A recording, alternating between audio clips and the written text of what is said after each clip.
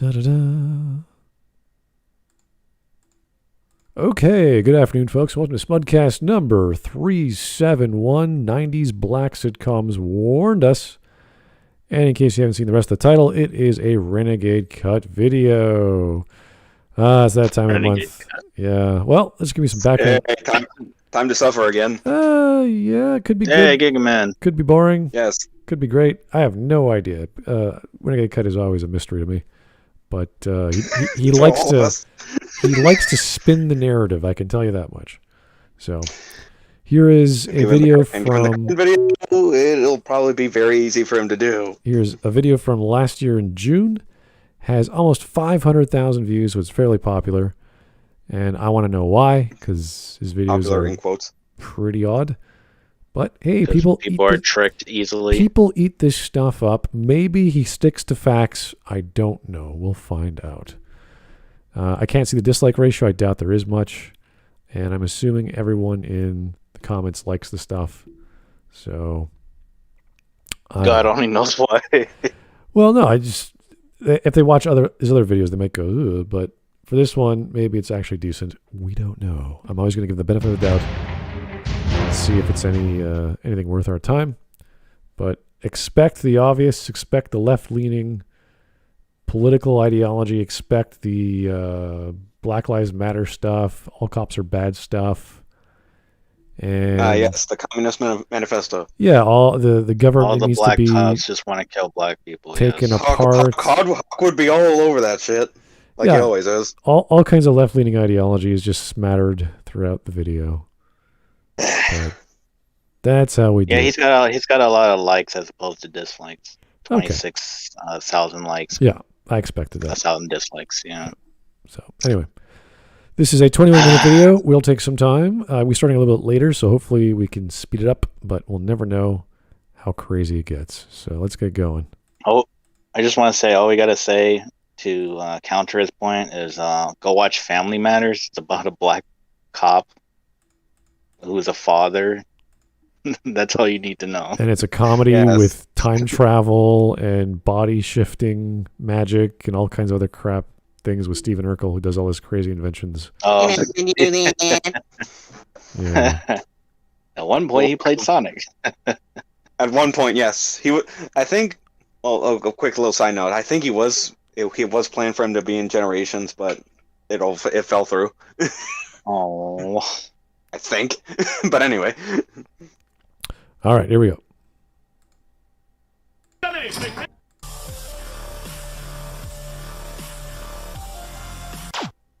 In the wake of the most recent occurrences of police brutality in the United States and the subsequent outrage against these actions, a common refrain has been repeated in the discourse. Police brutality is not getting worse, police brutality is just getting filmed.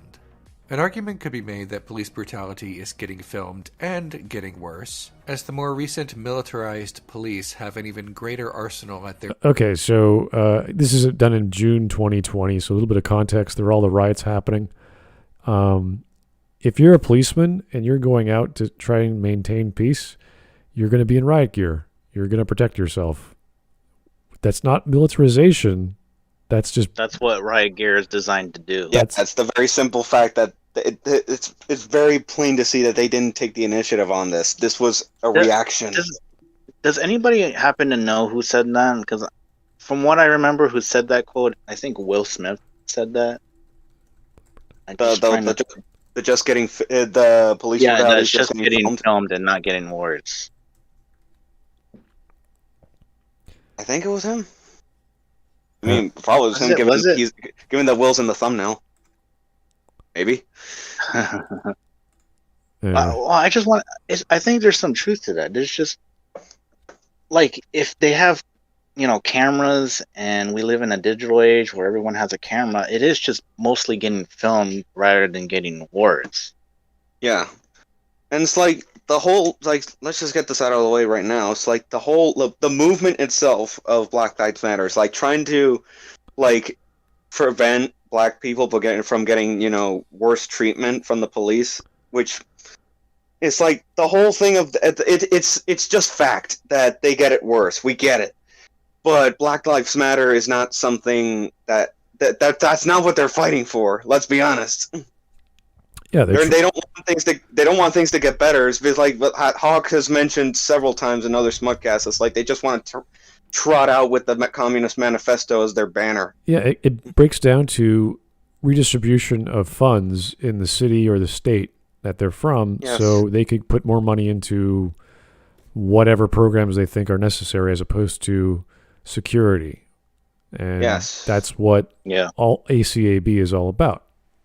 They don't. Some want to eliminate the cops. Some of them just want them defunded. It's a big mishmash of ideology of what's the best method to redistribute money in whatever programs they see fit. And that's, to me, I'm like, that's great. Do whatever you want in your city. If you think that's going to work, great. But when we see stories of the defunding of police powers and then the refunding of police powers, it's like, okay, yeah, it didn't work. You guys are... Oh, surprise. Yeah, crime rises as the cops quit. Yeah. Hey, Wisp.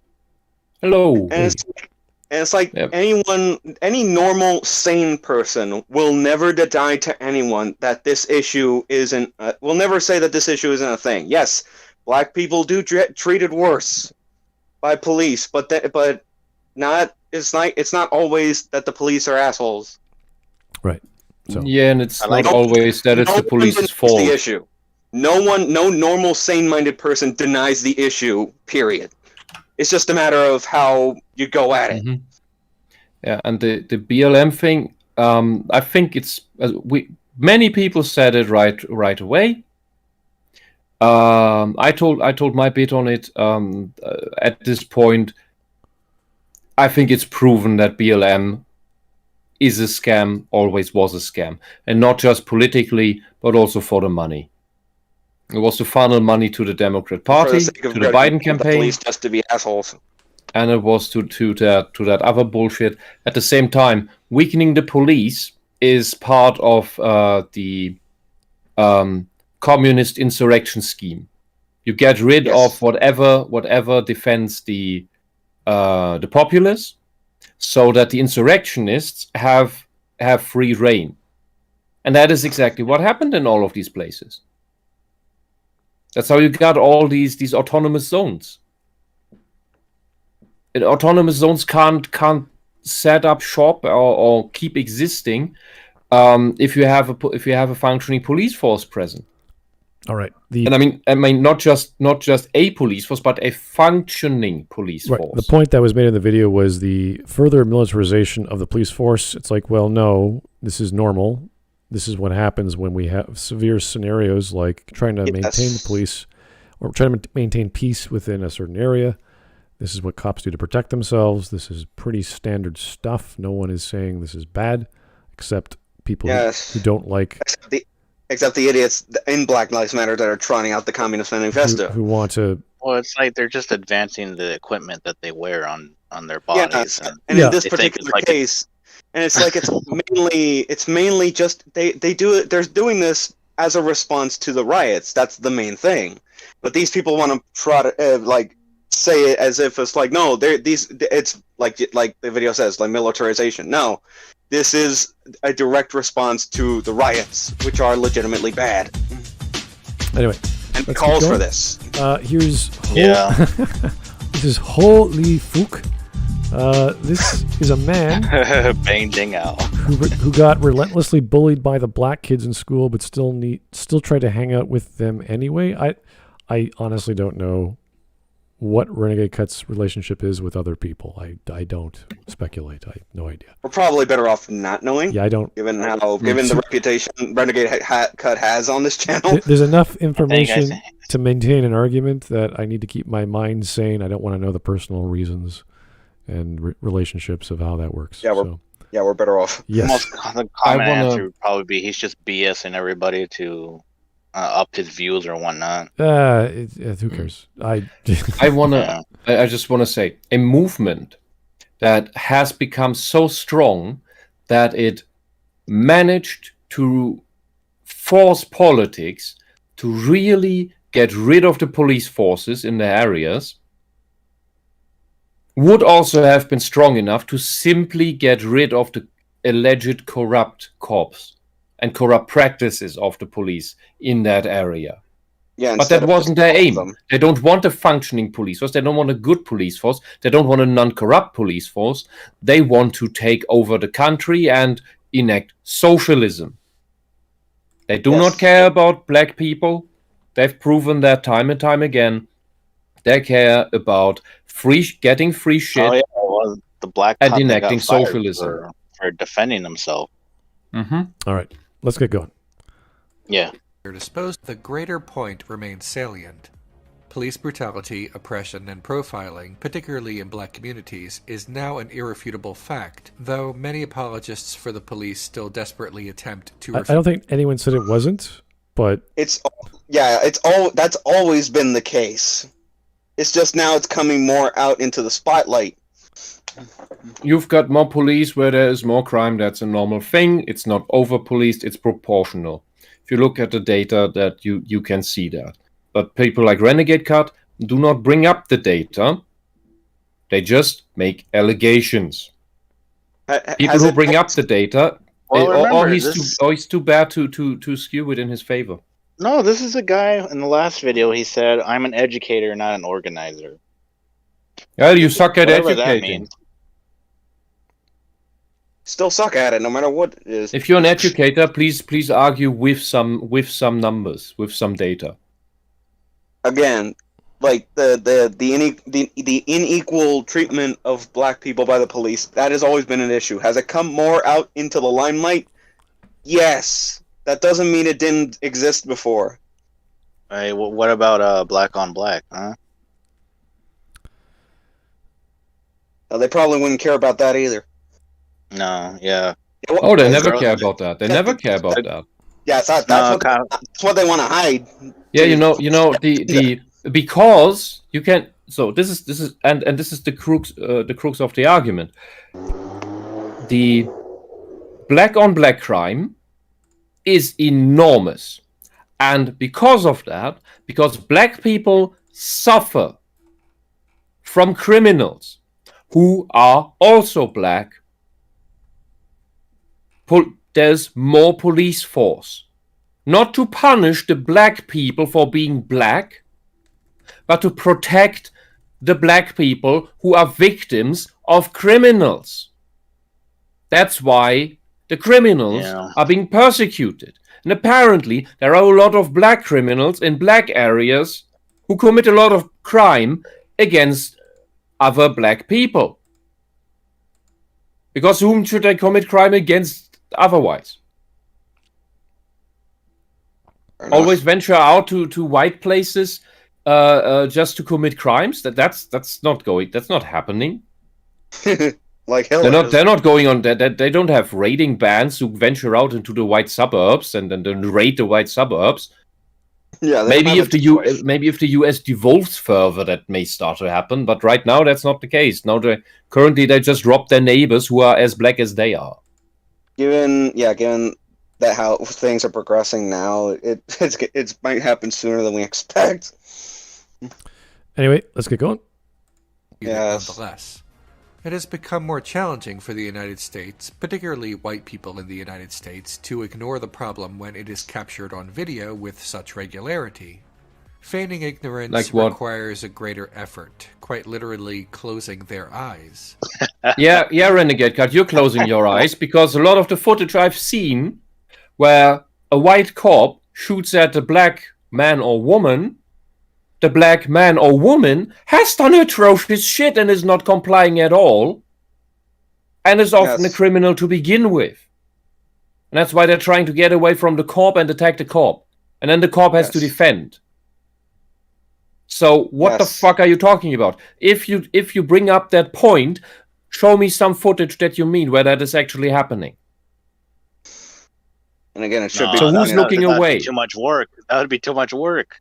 Again, and who's looking away, Renegade Cut? Like that super obese cop who was so friendly to that obese black woman who was just frantic and just not complying at all until she finally got to the point where she finally had found the fucking gun in the car that she probably phoned her criminal friend about where that fucking thing even is, although the cop told her not to go to get on the phone. Is that what you're talking about? Because that woman died later because she got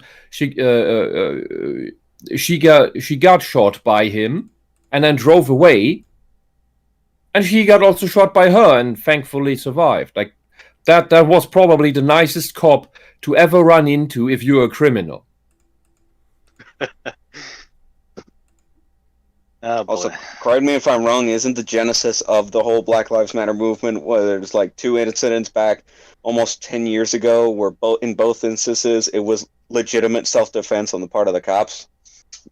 I wouldn't be surprised. I always just bring up in I think it was 2014 or 15. If anyone wants to super chat, wants to donate to Streamlabs to Smudge channel to confirm that for me, please do.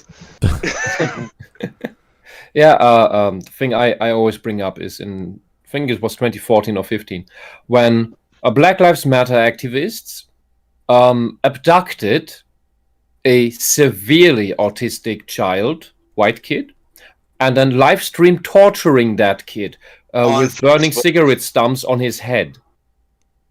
The special ed kid, the 4 black people they tricked him and they kidnapped him. Was that it? Yeah.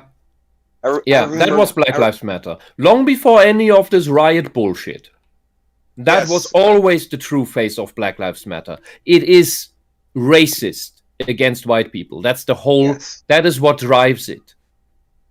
Yeah, anyone that tells you that there's no such thing as racism against white people, they're fucking wrong. Because show them that clip. Yes. There's racism towards everyone. That's what these people don't understand. Yes, unlike... It doesn't matter who you are. Oh no, they do understand that. They just redefined it, so that's fine when they do it. Sure. I know, but I think I'm the only one that remembers. I think the 2 videos that I remember hearing of that from, I think it was Grady Undera and Review Tech USA. They both talked about that, and many other people, when that actually happened. And it's like, really? And I'm just like, no, there's no way anyone can escape from this hard evidence that there is racism against everyone. It's just, it's fact, and it's always been fact. And they just never bring it up. And sadly, sadly, the criticizing side also never brings that up anymore, which I think is a huge loss, because this is a historical defining moment for Black Lives Matter. Not to mention the police chief that was in charge of like dealing with that incident, like straight up defending those guys, saying, "Oh, they're just kids. They make mistakes." It's like, no, fuck you. Those did criminal acts. They are psychopaths. They did legitimate criminal acts against the autistic. What was it? Autistic special ed white kid. A disabled child. Like that wasn't your high functioning autist. Especially the fact that they were friends at first, and then the black group tricked him through that, and that's how they kidnapped him. That's even worse. Oh, so they really manipulated him into that. I didn't know that part. Yes, they manipulated the situation because they knew the poor guy before they did that. They legitimately knew him. Oh man, and they enjoyed the torture. Yeah, they're showing their faces like it's a fucking gang shit, and that's how that's exactly the Facebook stream is exactly how they got caught in the first place. Yeah, that's not kids making mistakes. That is just evil. That is legitimately evil. Yes. That is legitimately evil, and that is legitimately racist, and that is what all these movements bring you to. And now extrapolate this to adults doing this to each other. They want you dead. That is simply what this means.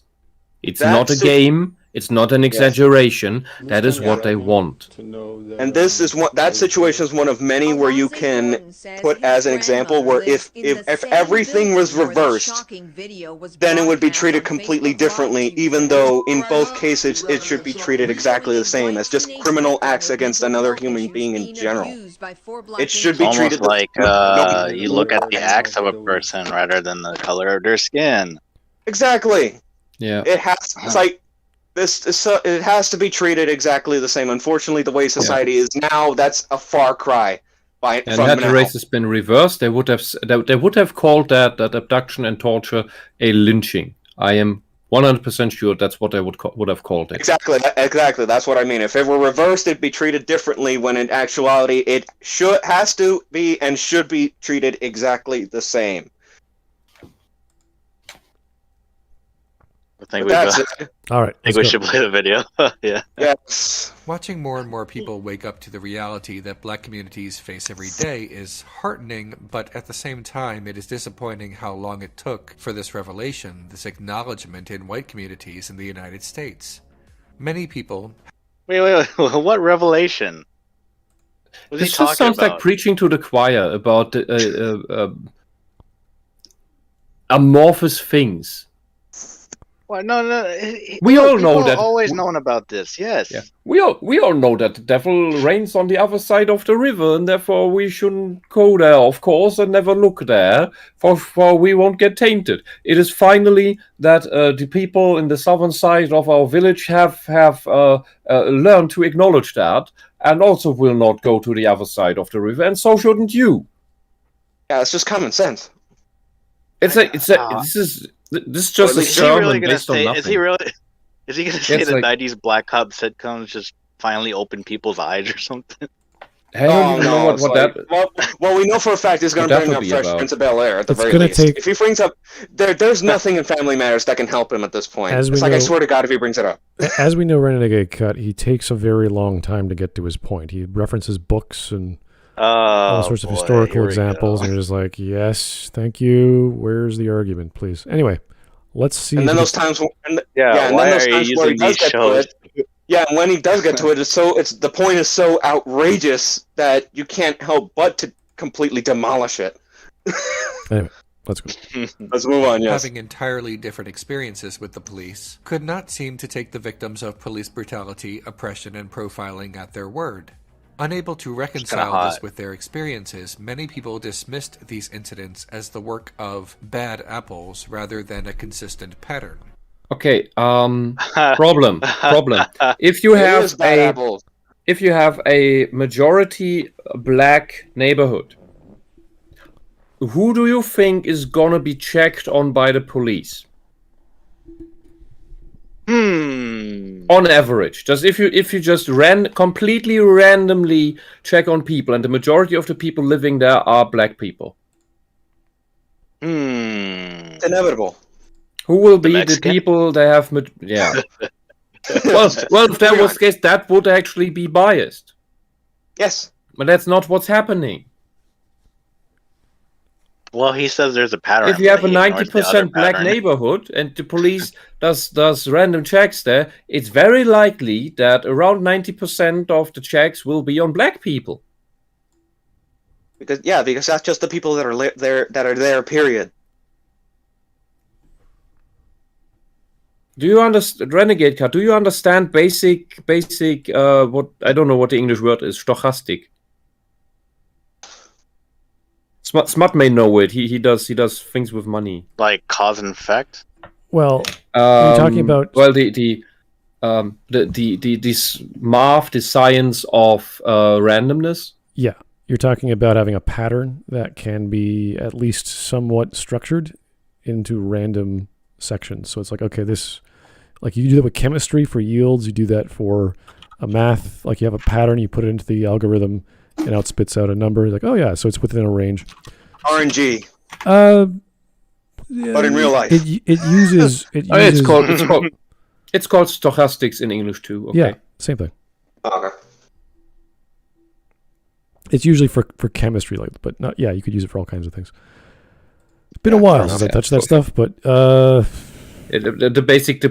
most basic question is, how likely is it that on a 6-sided die you will roll a 6? That's a very...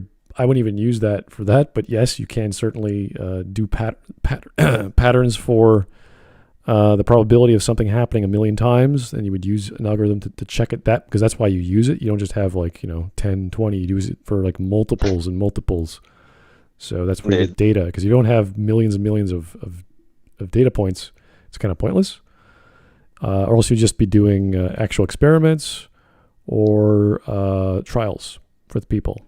So that's why we use math, because it's bigger numbers. Anyway, Let's keep going. I think he's still talking about black communities, so... Red line Yeah, the white segregation man. have divided predominantly white communities from minority communities, granting white people in the United States only one option for insight into the black experience. What? Popular media. How? No, The 1990s was the golden era What? of black sitcoms. it's called walking down the street. You walk down the Yeah, street, what the fuck? and you come across a neighborhood which is different than your own, and that's it. There's so many boroughs and metropolitan cities in the world. You will Yeah. find Greek town, Portuguese, every other culture under the sun. So You could be friends with the person and Mhm. get even more inside knowledge. all kinds. Yeah, What's he talking about? essentially the argument he's making, so we don't call it redlining. I don't know. That sounds like an active thing to do. Rather, there's a passive effect. People move to neighborhoods where there are people that they have things in common with. That can be they speak the same language, which is something you always have to face with integrating immigrants into your culture, which the left is always against, of course. Because naturally, if you want that to work, if you want immigration to work, you need integration to work, which means you do not put people from one ethnicity all into one block. Because then they just form a parallel culture. They have no incentive to learn the local language. And so there's no cultural exchange either. You essentially just have a colony. And you do not want that if you want a functioning society that works together. So it's essentially with that already, the left proves that they are not interested in an actual collective. That's something to note. Yeah, and the thing is, people just cluster together with people of similar backgrounds, similar skills, similar whatevers. Like Silicon Valley. You have a lot of highly intelligent people there that are so intelligent that the children they produce have a higher chance of being autistic than anywhere else. Which is also a detriment, but yeah, that goes both ways. But that's essentially what's happening there. You have a parallel culture of very intelligent people. Doesn't necessarily mean that they're right about the things that they think about, but it's another topic.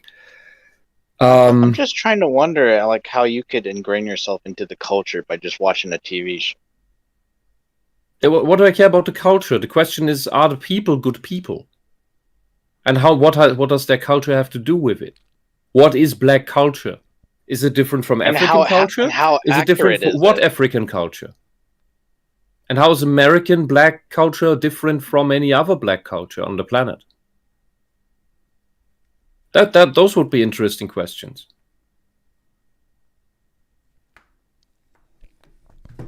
Anyway, apparently we only know this through TV in the 90s about black culture, so hey.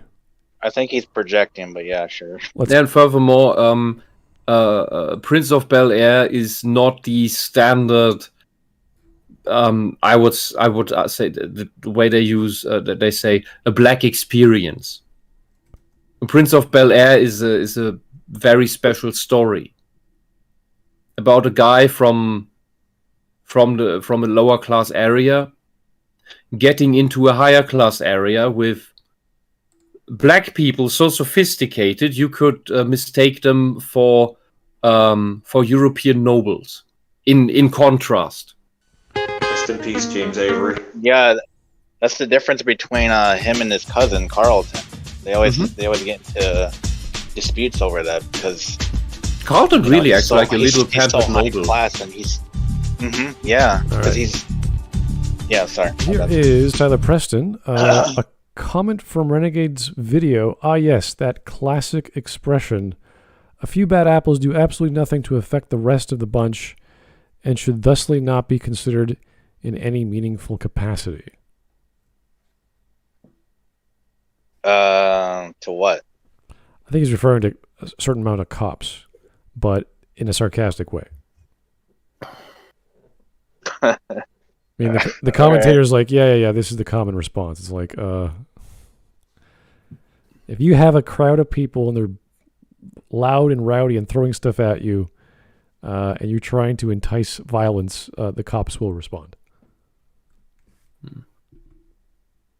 Oh, look, they're hurting people. It's like you're attacking, you're assaulting police officers with objects. What do you? But are they in danger? Yeah. Well. Anyway, on to the black sitcoms of the 90s. Yay. The Prince of Bel-Air, A Different World, Martin, Rock, Living Single, Hangin' with Mr. Cooper, The Wayans Brothers, and a host of others. The Wayans Brothers. Those, I don't think those are the most prominent. Well, in the 90s at least. I forgot Martin made a show. I'd say okay, I can't put my finger on the year, but maybe that's my... No, wait. No, I think they all fit. The ones, and I speak about the ones that we saw in Germany, so maybe I attribute a bit more to them. That is Prince of Bel-Air, Family Matters, and that's and the Cosby Show. Yeah, I'm from the 80s, so I remember the Cosby Show, the Jeffersons, A Different World, Different Strokes. What was the other one? I can't remember. What those three have in common is they're all sophisticated, stable families. And so what those show is, look, this is a good family. They're giving people an example to strive for. This is a good life. These people have their little problems, their little family squabbles. That's a natural thing. But generally, they have a good life. They're well situated. And this is what seems to be missing from the majority of black people in the United States. They're not striving for that, not working towards that. Because it seems that they're being told that that's a bad thing, that's a white thing to do. And that's how they're being kept down. And then what's left for you? Crime. I think the culture has a lot to do with that. Yeah, well, it's an infused culture with this. I think it's artificially warped with this notion of, don't do the white thing. And then the Marxists came in who hate meritocracy and told them merit is a white thing. Don't be meritocratic. Just demand things and thereby be dependent on us. So why these people, the majority of the black people in the United States, complain about slavery, this big bad thing where we were kept like chattel. Well, that's exactly what's being done to you right now, only that you don't have to work. But you're being milked for your votes. I think the only other show I remember specifically that was, I wouldn't say black in general, was black in general, which was a variety show called In Living Color. So that was, they had, I wouldn't say black comedy per se, but it had mostly black comedians on it. And Jim Carrey is famous for being there as well. Mm-hmm. Anyway, that's what I remember from my black childhood watching experience. Black. Yeah. Smud black. Yeah. Okay. The series varied. Martin is a series about a radio show host and his relationship with his girlfriend and eventual wife. A Different World is a series about a group of university students. I remember this. The Fresh Prince of Bel-Air is a series about a well-to-do black family and the titular relative from Philadelphia who disrupts their lives. Nearly all of these disparate series have a commonality, though, and that is the character's relationship with the police. These sitcoms often comment on the police's antagonistic behavior toward them, sometimes humorously and casually when it is not the main focus of the episode, and sometimes more pointedly when it is. Examples of the former are often divided into ignorance or hostility. This commentary is relatable, even comical for black audiences all too familiar with police ignorance and hostility. Here are two examples of...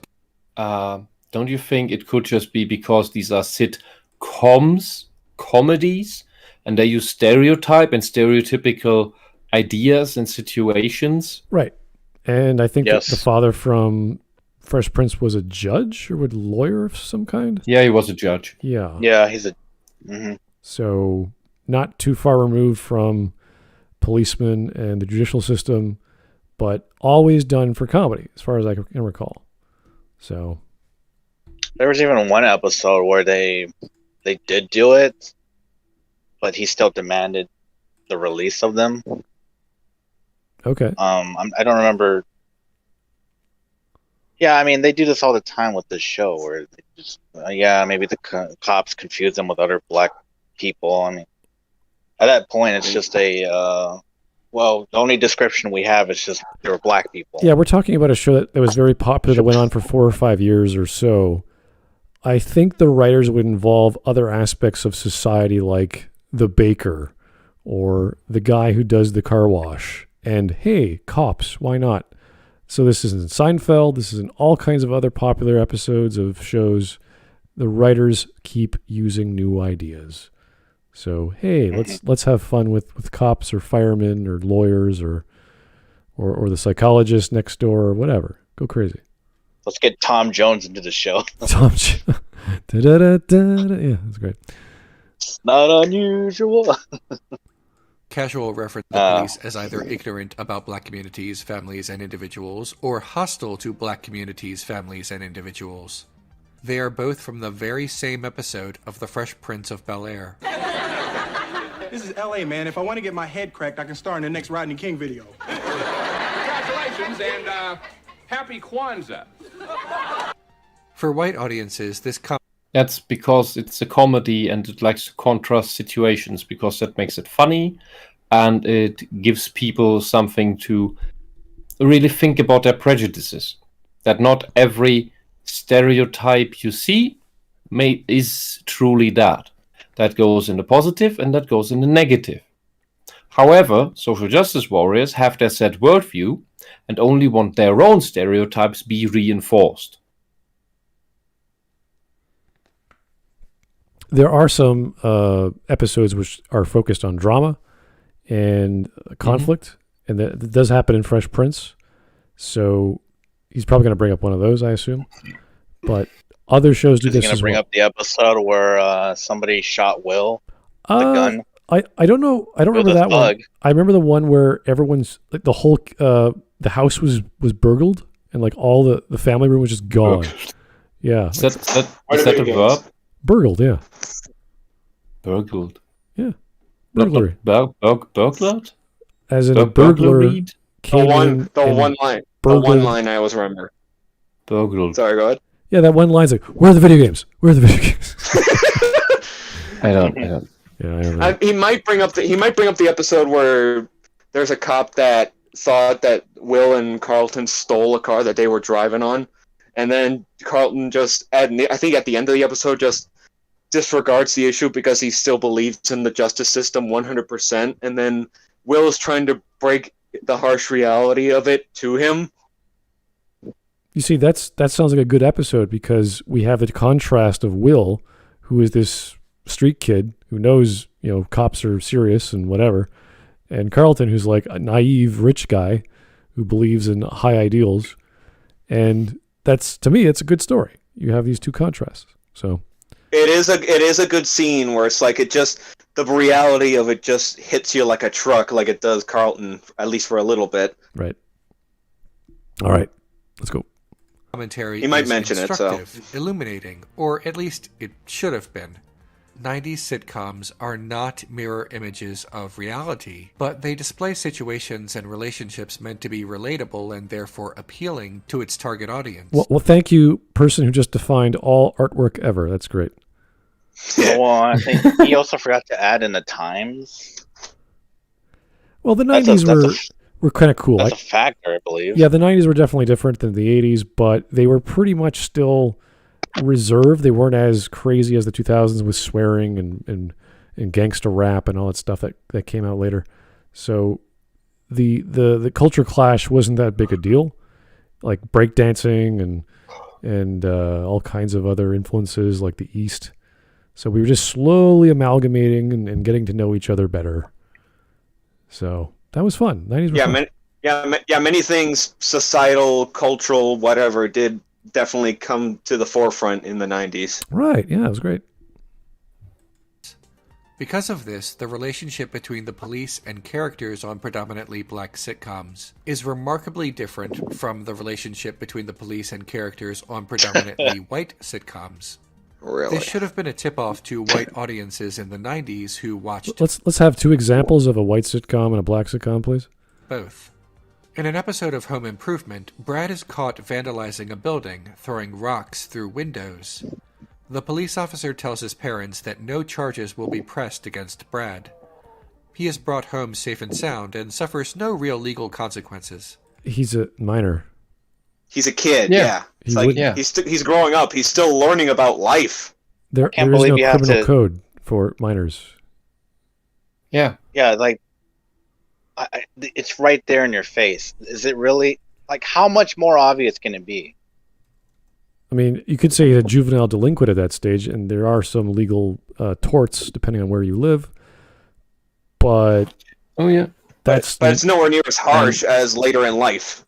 Yeah, and I think in Germany the juvenile penal law starts at somewhere between 12 and 14. I'm not sure, but before you're treated by, so before that it's just nothing. It's all on the parents. As it should be. Yeah, and after that, I think can go up to 21. It depends a bit on life situation. So I think normal is 18, but depending on certain circumstances, sometimes the juvenile penal code can be extended to up to 21. But after So it's that, a it's just adult.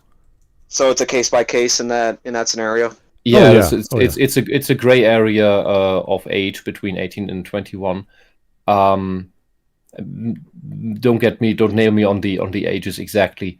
But there can be people who just where it's clear they haven't fully developed yet, so we can try them on that. Problem with that is for all these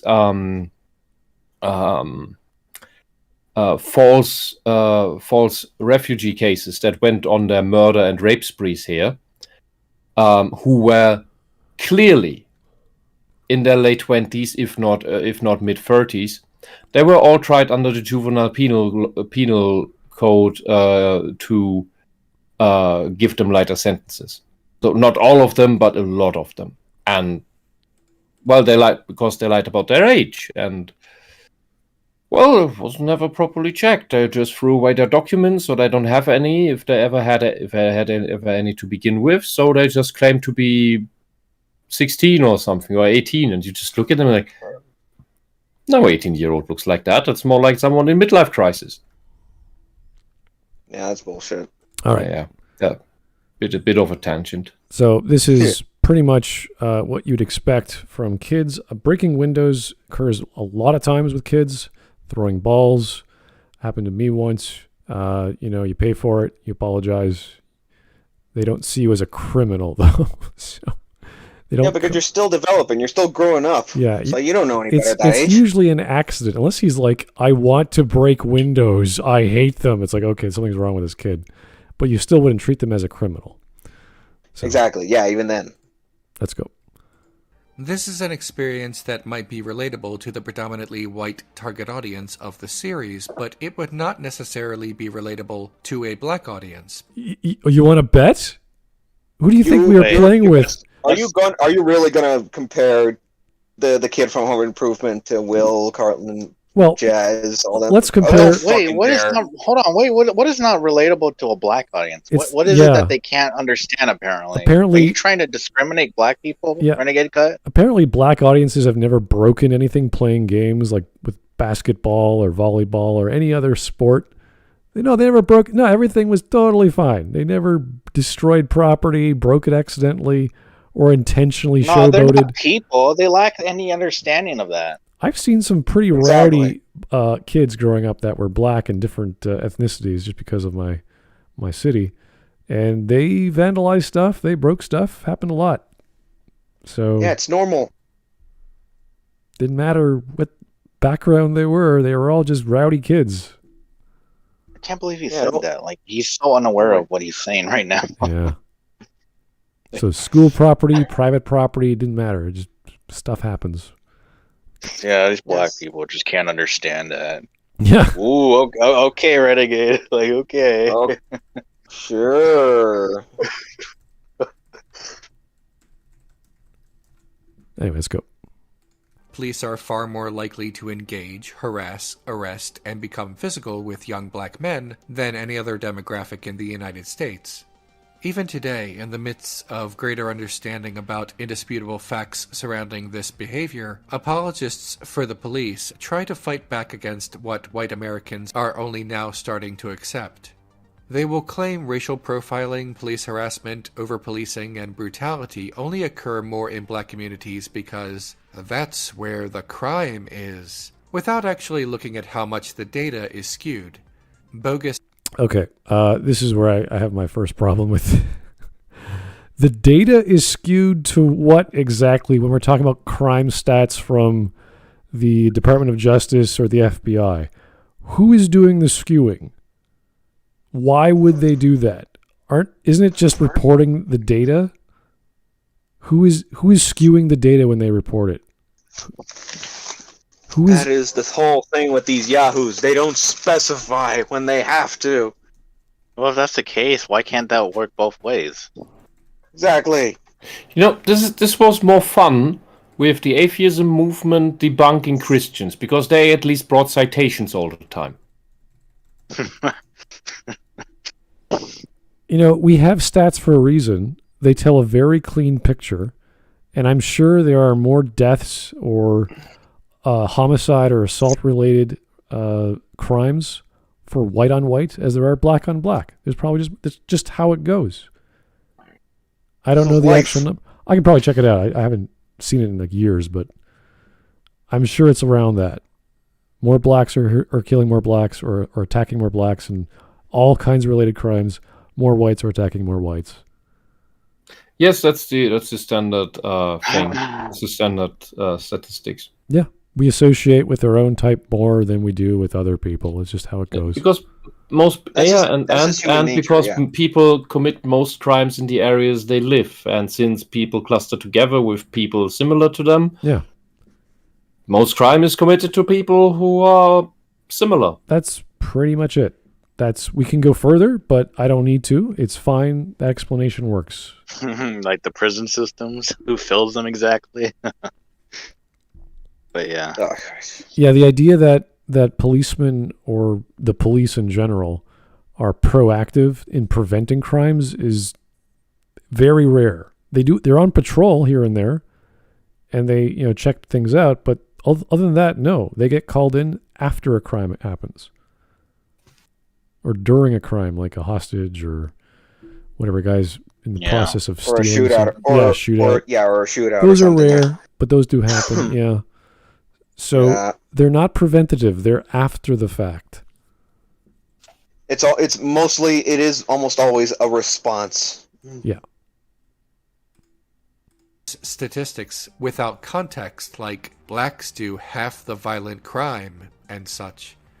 The context is this: black people are incarcerated at a rate 7 times higher than white people. Same crime, significantly higher probability of being convicted. Furthermore, black communities are over-policed. Okay, so there's a difference between being convicted. Give you the details here anymore. I'm out of the topic, but the over-policed thing is simply not true. Not at all. And if you resist arrest, you are more likely to be convicted. So being convicted is of a certain crime of a certain type. So you have to say what went through the process of going to trial. What kind of trial, what kind of conviction was it? What was the charge? And it's not like, oh, the police are at fault. Well, then you're talking about lawyers. Then you're talking about judges. Are the lawyers also corrupt? Are the judges also corrupt? I don't think so. I'm sure there are some bad ones out there. I'm not saying it's perfect. And there are also a lot of who blindly rule in favor of black people. And so you get an overzealous reaction on the other side as well. This goes back and forth. You have judges that are simply not impartial, but who favor one side. And that goes in that is true for both of this argument. However, Renegade Cut, citations. Show us the numbers. Don't just make claims. Show us the numbers. It's not hard to actually do this. You can do black on black crime, white on white crime, FBI, I'm sure. It's his job to do it for his stupid educational video. He said he's an educator, not an organizer. So fucking educate. Show us the fucking receipts. Citations needed, man. Yeah. But he's not an organizer, Wiz. You fucking agitate. You're an agitator and a propagandist. You're a spin doctor. That makes you one of the most pathetic and decrepit life forms on this planet. You could even go to like the sex offender registration, right? You can go. They have some numbers. There's public information of all these. Not all of them, but they're usually a few years old because you have to compile them and they have to make sure they're accurate and get the facts right, depending on which jurisdiction, which city, which state, which that sort of thing. You know what happened? Forget about jurisdiction. You know what? From when is this video? Last year, June. Holy fucking shit! So last year, June, we already had cities burning in the US. Yeah. Are you aware what happened to black people when the so-called over-policing went away?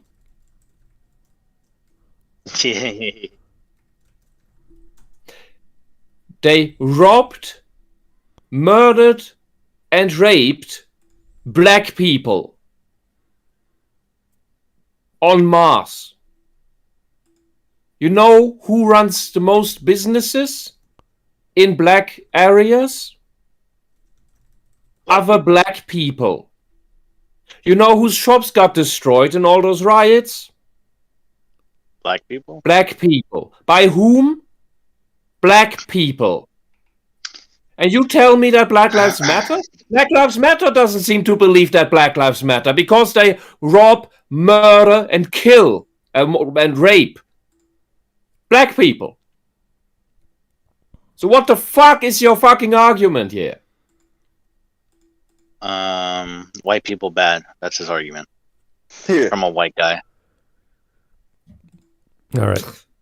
Anyway, it just invalidates the whole thing. Yeah, I just don't like the word convicted. You could say accused, but convicted changes things. So you're implying so many other people are involved that are also corrupt or evil or not convicted means convicted means you did an actual crime. Yeah, you've been proven guilty. That's not like, oh, we're gonna get a cop and throw you in jail. That's not how it works. Yeah, and we can talk about the weed thing. I also believe that should be thrown off that level of penal code. Yeah, we gotta actually look at the types of crime. He's just saying in general. You're like, where, when, and type. Like we have to know these numbers. So I forgot weed was like non-violent crimes, domestic crimes, theft crimes. There's all these categories of crime. Yeah, even like unregistered guns can be a factor. Sure. and they seem to carry a lot of unregistered firearms. Okay, let's keep going. Far more arrests.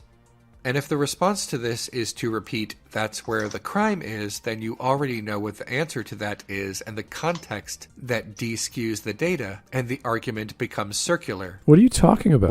What? What's the answer? Yes, more... He's going to get to it, I guess? I don't know. Well, no, he's just saying it's obvious. It's like, what are you talking about? If you're talking about a conviction, obviously there's more arrests. The socialist logic is simply, well, if we do not persecute crimes, then there are no crimes. We are a crime-free country. That's why in communist states you will often hear, oh, we have no homeless, we have no unemployed, and we have no crime. We are a paradise. Yeah, the truth is simply they either killed everyone who was in that kind of state, or they simply do not persecute. There was a case in in Soviet Russia, where there was a what do you call it? Oh God, my English is dead today. A repeat murderer. What's that? I knew that word The once. offender? Not offender, like a serial killer. Serial killer. Oh, yeah. And the police knew who it was and where to find him, but they never detained him. Because such people can simply not exist under communism. That would be outrageous. So they simply denied he existed and did what he did. Because convicting him would mean that he did these things. And that would make communism look bad. It's basically the same problem that you find in religious cults, like the Jehovah's Witnesses, who committed a lot of child rape within their circles and swept it all under the rug, because if it ever came out, it would make God look bad, is their argument. Well, it would make the organization look bad, but they equate that with God, so there you go. And that is why those pedophiles in the Jehovah's Witnesses could keep on abusing on and on. Same thing. And this is, Renegade Cut essentially would move us into that direction if we did what he wants us to do and think what he wants us to think. There we go. All right. White frequently portray their encounters with the police as either helpful or, at worst, inconvenient. That's not to say that the police are not dangerous to white people, they are simply more likely to be dangerous to black people. Apologists for the police will claim that more white people in the United States are fatally shot by the police than black people, but this is also skewed data without context. Wait a second. Let me just rewind that. Here we go. Let's try this again. Are likely to be dangerous to black people. Apologists for the police will claim that more white people in the United States are fatally shot by the police than black people, but this is also skewed data. How is it skewed? So I haven't heard that argument. It just says it. So, all right. So there's plenty of reasons why a cop would open fire on anyone, resisting arrest, an actual scuffle, a violent scenario. And if the data shows that more white people are shot through these whatever infractions or behaviors than black people, then that's what happened. We don't need context. It would be nice to know all the stories of the thousands of people who died and lost their lives, but I don't need to know that if the numbers tell a specific story. How is that? I mean, I'm just trying to understand, because he's saying, okay, so the data shows black people do more crimes, right? But that's a skewed. But then white people do less crime, but that's a skewed as well. Like, what? Yeah, this should not be hard to search to find, right? So like, I didn't even think he would say that. That was. I don't know. I'm lost for words. Yeah, if you actually do that search, I found Statista.com. If you look at 2017 to 2021, and more white people have been shot than black, Hispanic, other, or unknown. Let me just bring that on the screen for you guys to see. Yeah. So here we have number of people shot to death by the police in the United States from 2017 to 2021 by race. So this is 2017, 18, 19, 20, 21. And this is for the white people. So obviously the largest columns are on the left. That's white. Then the second one is black. And then Hispanic and unknown are pretty much the same. And then other is the smallest. Now, that might be because there's a lot of white people in the United States. Seems pretty obvious. But one of the factors I've always heard was that, why is it that there's always like a criminal investigation, or that a cop might lose his job whenever he shoots a black person? So that's like ingrained into their mind whenever they go out on duty, right? And so it's become this ongoing thing where now a cop actually has to think what happens whenever he quote unquote shoot the black person, right? Well, this is not an argument. This is just the facts. These are the numbers. This is not an apology. We're not trying to say, Renegade Cut. We're not trying to say cops are good or bad either way. We're just saying this is reality. This is what was recorded. So yeah, I'm just wondering what his argument. Yeah, really even if there was an apologist argument saying this is what is, it's like, yes, they're right. That's the fact. Because stating the facts is being an apologist. Apparently, I don't know. It could be, but it doesn't really matter. It doesn't really matter what your perspective is because the facts are right there.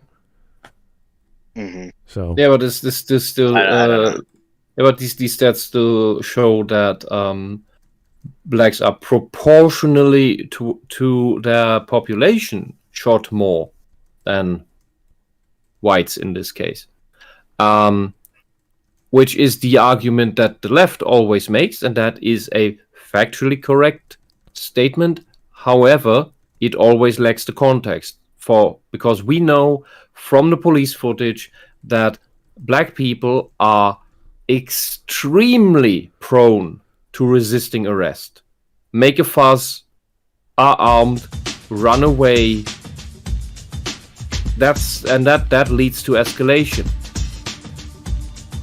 Because that is they're often, because they're being made so paranoid of the police that they think they have to resist arrest.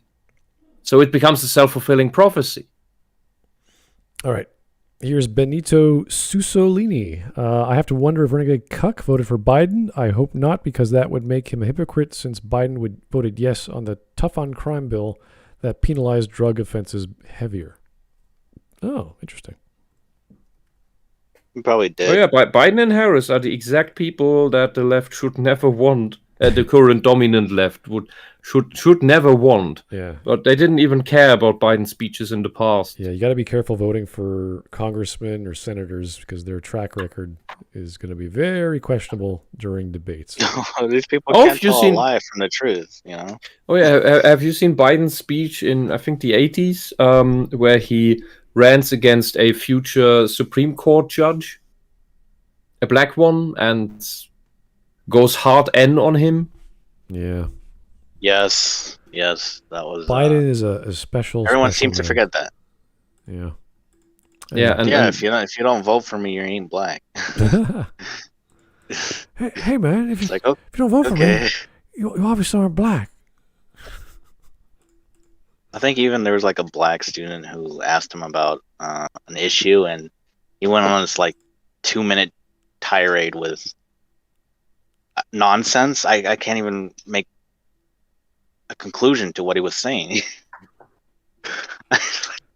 It's just the funniest shit ever. I love how you guys or America went from a guy just putting his mouth out and saying whatever the hell he wants, and a man who's trying to do that and just can't formulate sentences.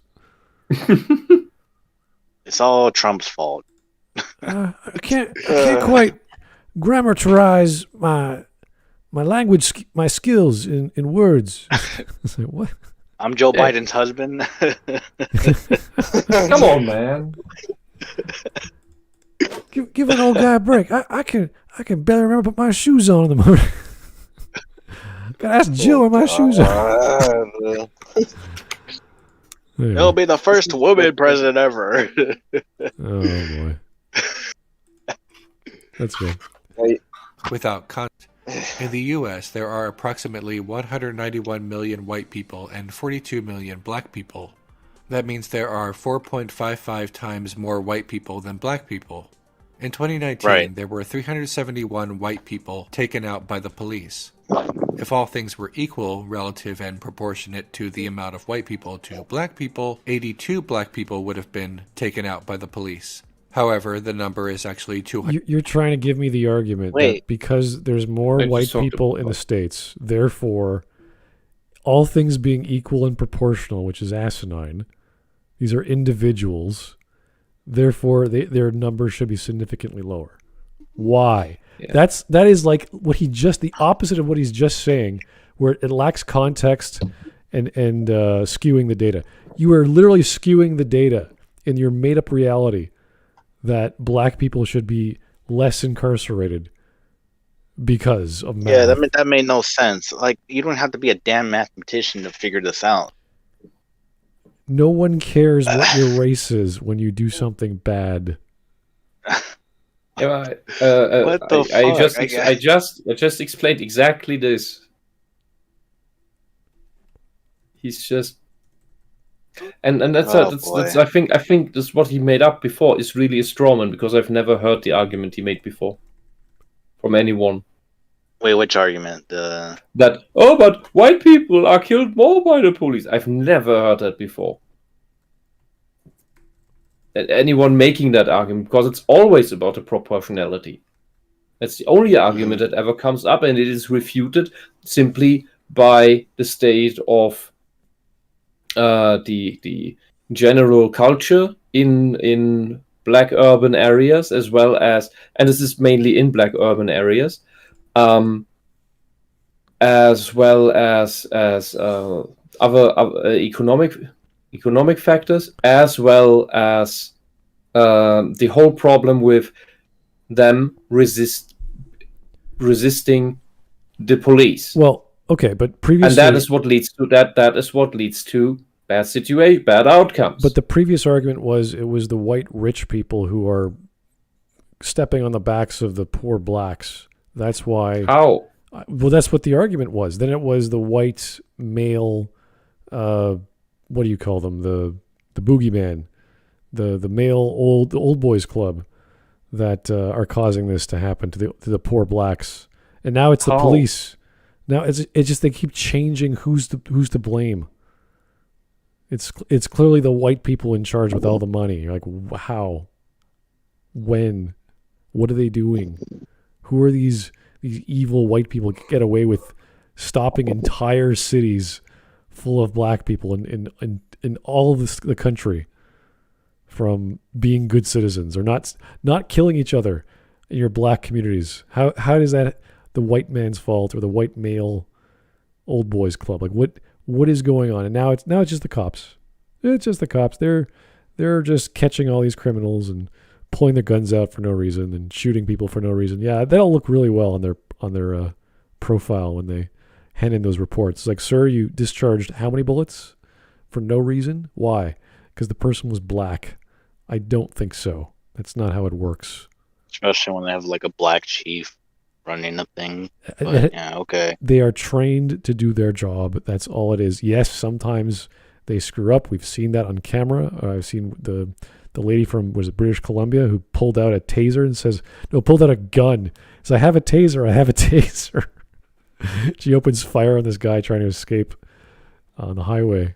Oh, yeah. That was absolutely insane. Yeah, mistakes always happen. Right. Yeah, yes. I've even seen the video where some white guy was drunk out of his ass, and the cops in full riot gear, I think. I don't know what the hell was going on with them, but they just shot him because he was trying to reach for his pants because they kept slipping off. And... Right. Yeah. There's all kinds of silly stories like this where emotions get charged. People are unsure what's happening, and it doesn't matter if you're well trained or what have you. Like, this woman was like 20 years on the force, and she obviously quit after that.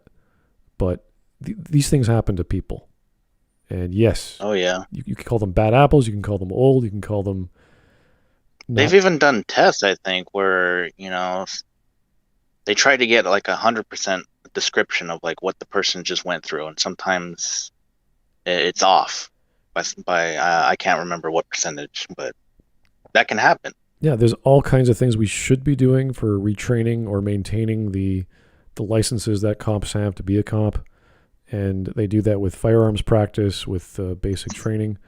But people say we should be spending more money or less money. There's all these debates on what is the best maintenance of our cops, their mental health, everything under the sun.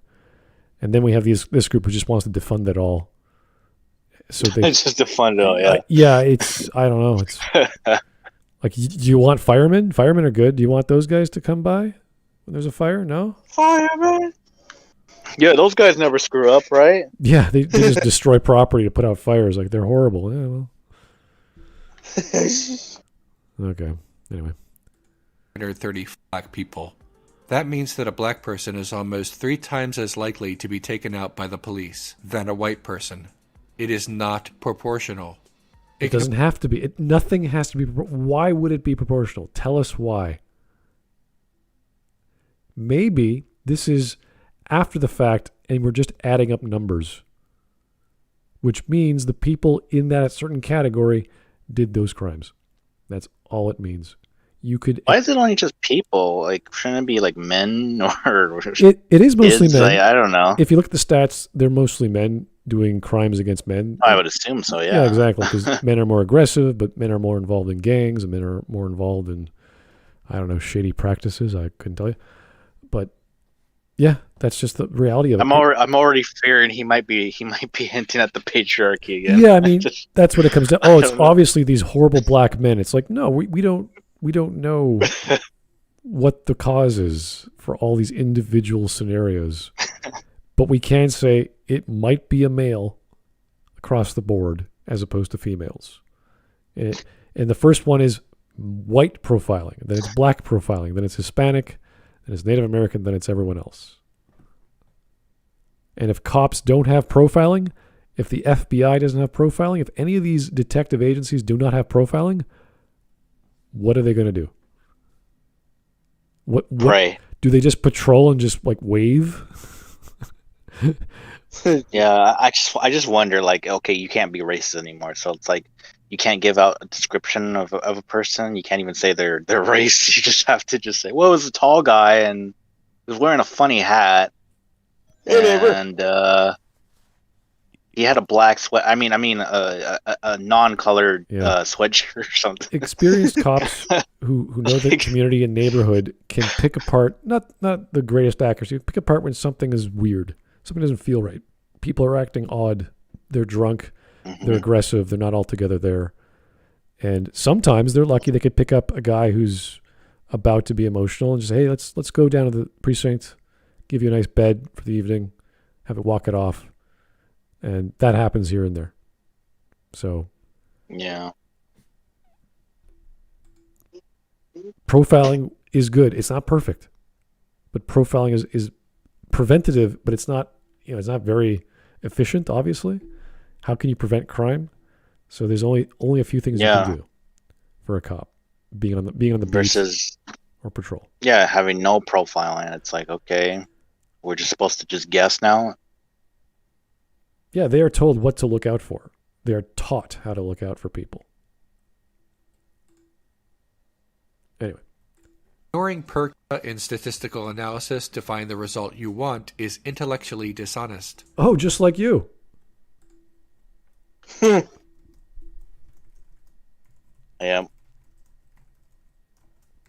It's bizarre. I mean, he just made up this reality where it's not proportional. It's like it doesn't have to be. It would. Like I said, he's not aware of what he's saying. I'm surprised he even edited this video. No. Credit to Jolly Good Ginger for doing the mathematics. Oh wow. Simple division. Fantastic. Thank you. This rate of over-policing and greater likelihood of a confrontation with the police becoming physical or even lethal is why the relationship between the police and white people and the relationship between the police and black people feels so different in their communities. You mean more white people get killed by police than blacks? Or are you just concerned about the ratio based on total population? How about we look at it? Seems to be concerned about the ratio. Yeah, why don't we look at the population of white people living in a black community and how often they get incarcerated or killed or whatever, shot by police? Why don't we look at those numbers? That would be much more relevant than the population of the country or the state.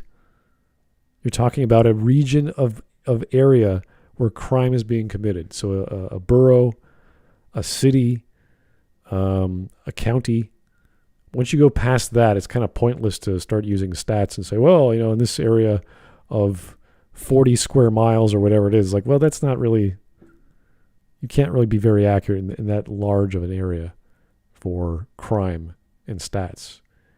And again, with the stats we're using, which is either city-based or country-based, it just shows you the sum, the total. There's no context. There's no skewed data. It's just the numbers. And he's trying to say, there's not enough information. It's too skewed, or there's no context. It's like, well, you don't have it either. You don't know the cause of all this. And we know some of it because we saw the riots on TV, and it's just a bunch of hooligans marauding and breaking stuff and stealing.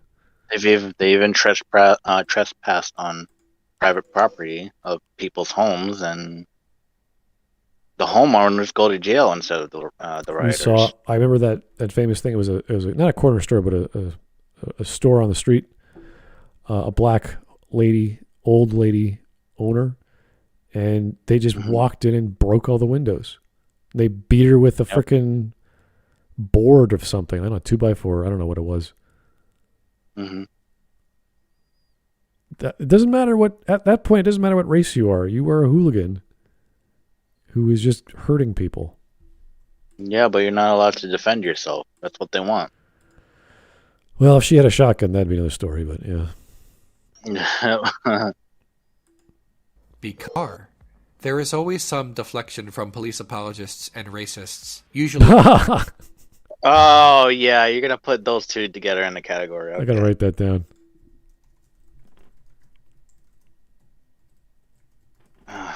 Jesus Christ, dude.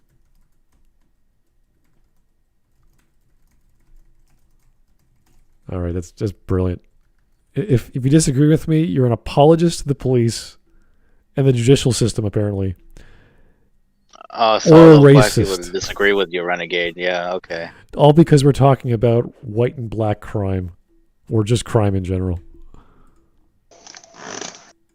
Bringing up black crime to distract from the topic. The truth. What's How does it distract from the topic? What are you talking about? I'm a little lost here because that's kind of important.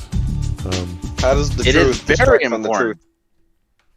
Yeah, exactly. If he wants context, well, there's a little bit of it. There's a subcategory of the crime. Hey, what crime was this? Well, some black guy hurt another black guy. It's like, oh, okay. Thanks for the context, Renegade Cut. That's nice to know. It's not a deflect. It's more information. Ugh. Here's Tyler Preston. Yeah, these people want help. They want cops to help them with whatever violence that's occurring in their neighborhood. But you're saying that's somehow a distraction from all this. Okay.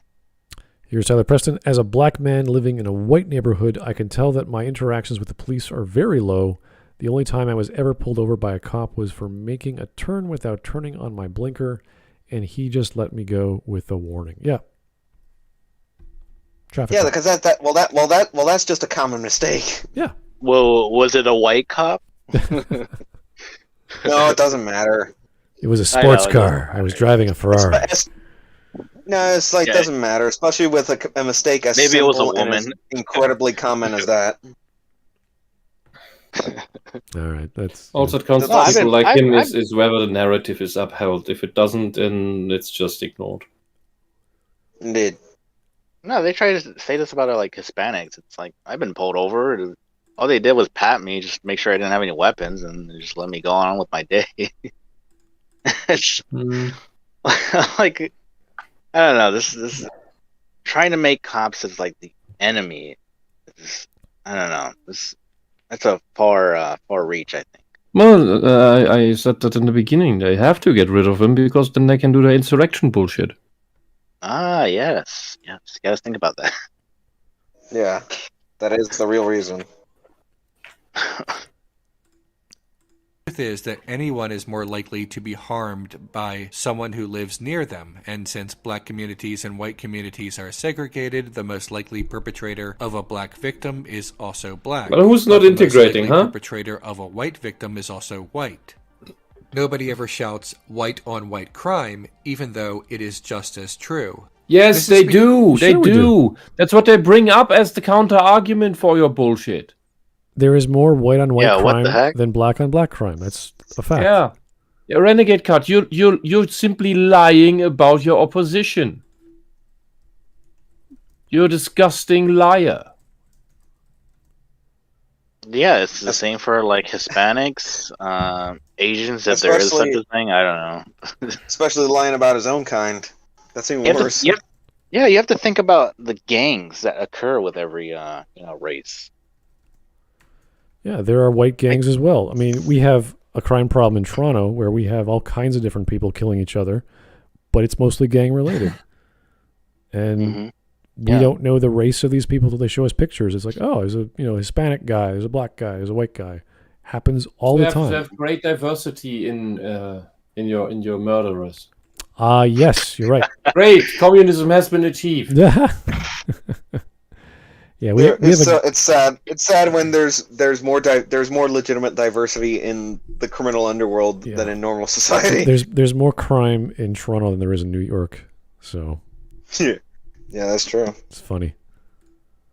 Because police apologists That's and the real racists future. don't care about the context of statistics. The context of statistics. You just said but you just said You Yeah. liar are projecting very, very hard. What? Someone might get skin cancer from that. he just said the statistics are skewed, right? then he provides one category, or rather one subcategory. And he's saying all these people bring up is black on black crime. It's like, no. They look at all of it. God damn. Why would they cherry pick the stats? And even if they did, who cares? It's all, anyone can see it. You just read it. It's a number. It's a bigger number than the other number. That's all. Yeah, I mean, it's- Renegade Cut, the right wing does not need to lie about the statistics because they always bring them up to explain what you are alleging to explain. The truth is the left lies about the statistics all the time because they're not in favor of the left wing at this point. The what you call the right wing, it's bullshit anyway, but the right wing that you mean will do the exact same thing for things not in their favor. They will simply omit the issues.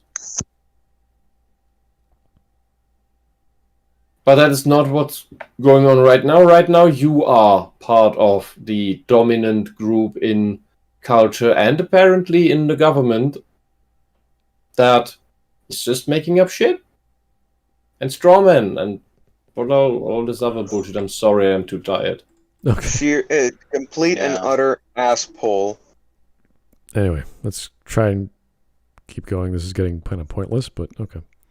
They care about deflecting from irrefutable statistics that they find inconvenient. To summarize, the police are a danger to everyone, but they are consistently more likely to be a danger to black people, and that is No, they're not. They're more statistically being a danger to white people because they commit more crimes on white crime or white on white infractions. What do you want to call it? Yeah, we just saw this. Yeah. I could bring up the numbers right now. It shouldn't be hard to find. Let me see. Okay. What is this? An XLS file? Oh, crap. Oh, this will load. Ah! God, I love that we're forgetting about the main topic at hand, the 90s black sitcom. It's just... I know, it's kind of silly. It's perfect for a Renegade Cut Okay, video. so this is 2016 Crime in the United States. This is the Criminal Justice Information Services Division. Race of the offender is white. Race of the victim is white. 2,854. Race of the offender is black.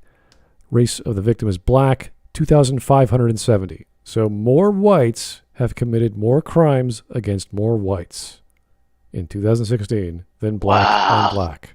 Therefore, the cops are more dangerous to whites in terms of the sum of how many crimes were committed. We can go any further if we wanted to, but it doesn't really matter. That's all we need to know. I don't know how he says that they're a danger to everyone, but more specifically blacks. It's like, wait a minute. You just said they were dangerous to everyone. I don't know. This. It's stupid.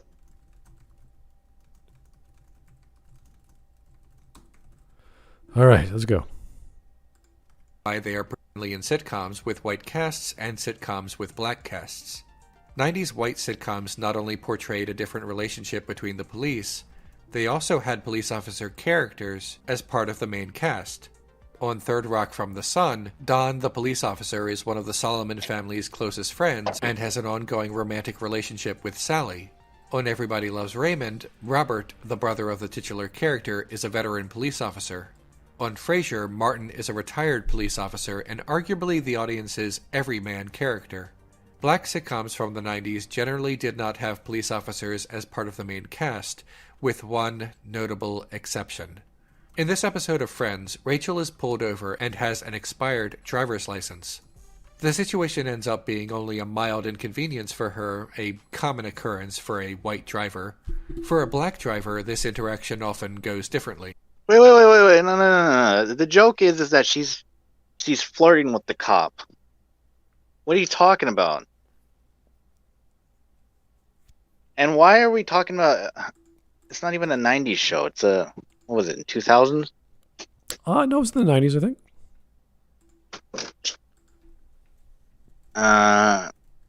Okay, yeah. Still, it's... Does he not understand jokes?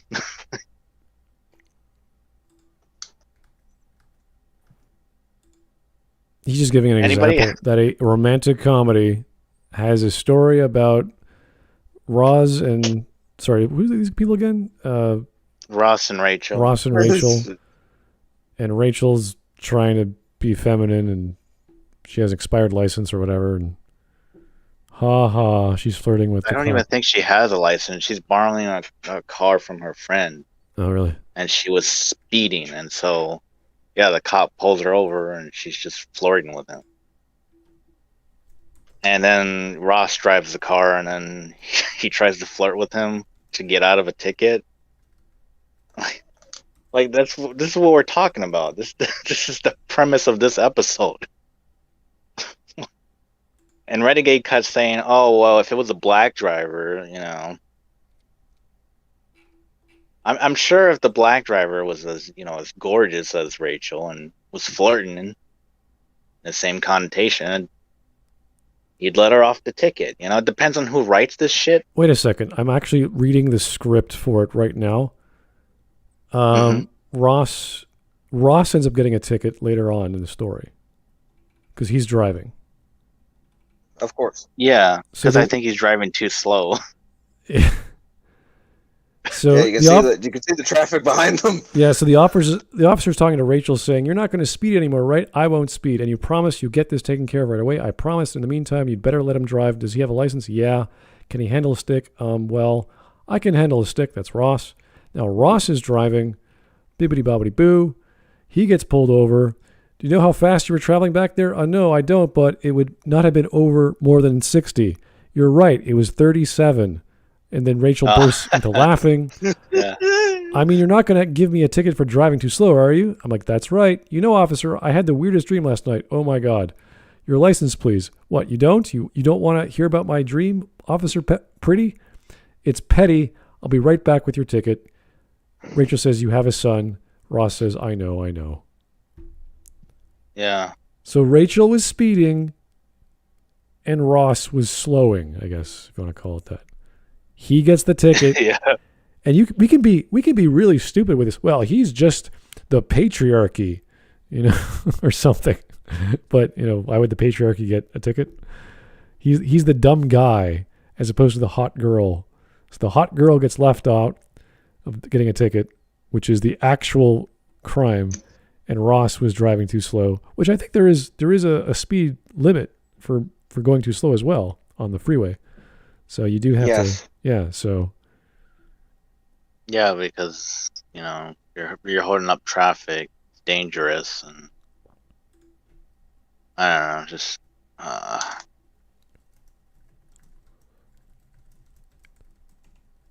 surprised he pulled up Frasier. It's just comedy. It's ironic. It's comedy. It's very simple. This has nothing to do with the message of society or something. Yeah, Martin, who has friends that are black. It's just weird. Yeah. Anyway, this is not a black sitcoms. I don't know why you gave the example, but anyway. Because the difference in the white sitcoms and black sitcoms. The comedy is different. Wow. Like our cultures might be different too. What a revelation. What a shock.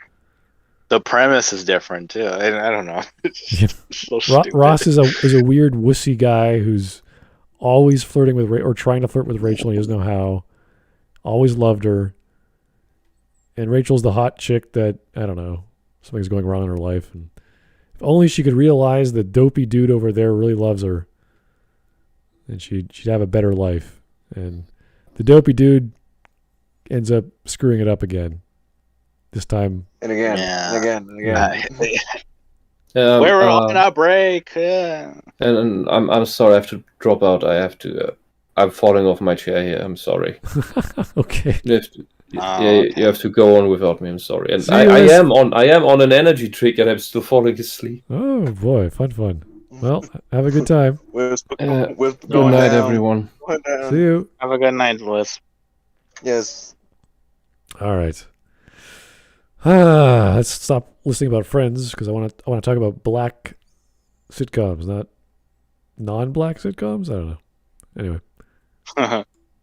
In this episode of The Fresh Prince of Bel-Air, Will and Carlton are doing a favor for a family friend by driving his car to Palm Springs. A police officer pulls over their car and eventually arrests them under the groundless suspicion that they were driving a stolen vehicle. The situation is eventually resolved, but Carlton comes out of the experience learning nothing. He believes that the police were entirely in the right to pull him over. Carlton has, up to that point, lived a sheltered life. Will, previously living in West Philadelphia, tries to inform Carlton that they were pulled over for driving while black, and not because, as Carlton suggests, they were driving too slowly. Carlton's father, Phil, is reminded of the first time he was stopped, and leaves Carlton to contemplate what really happened.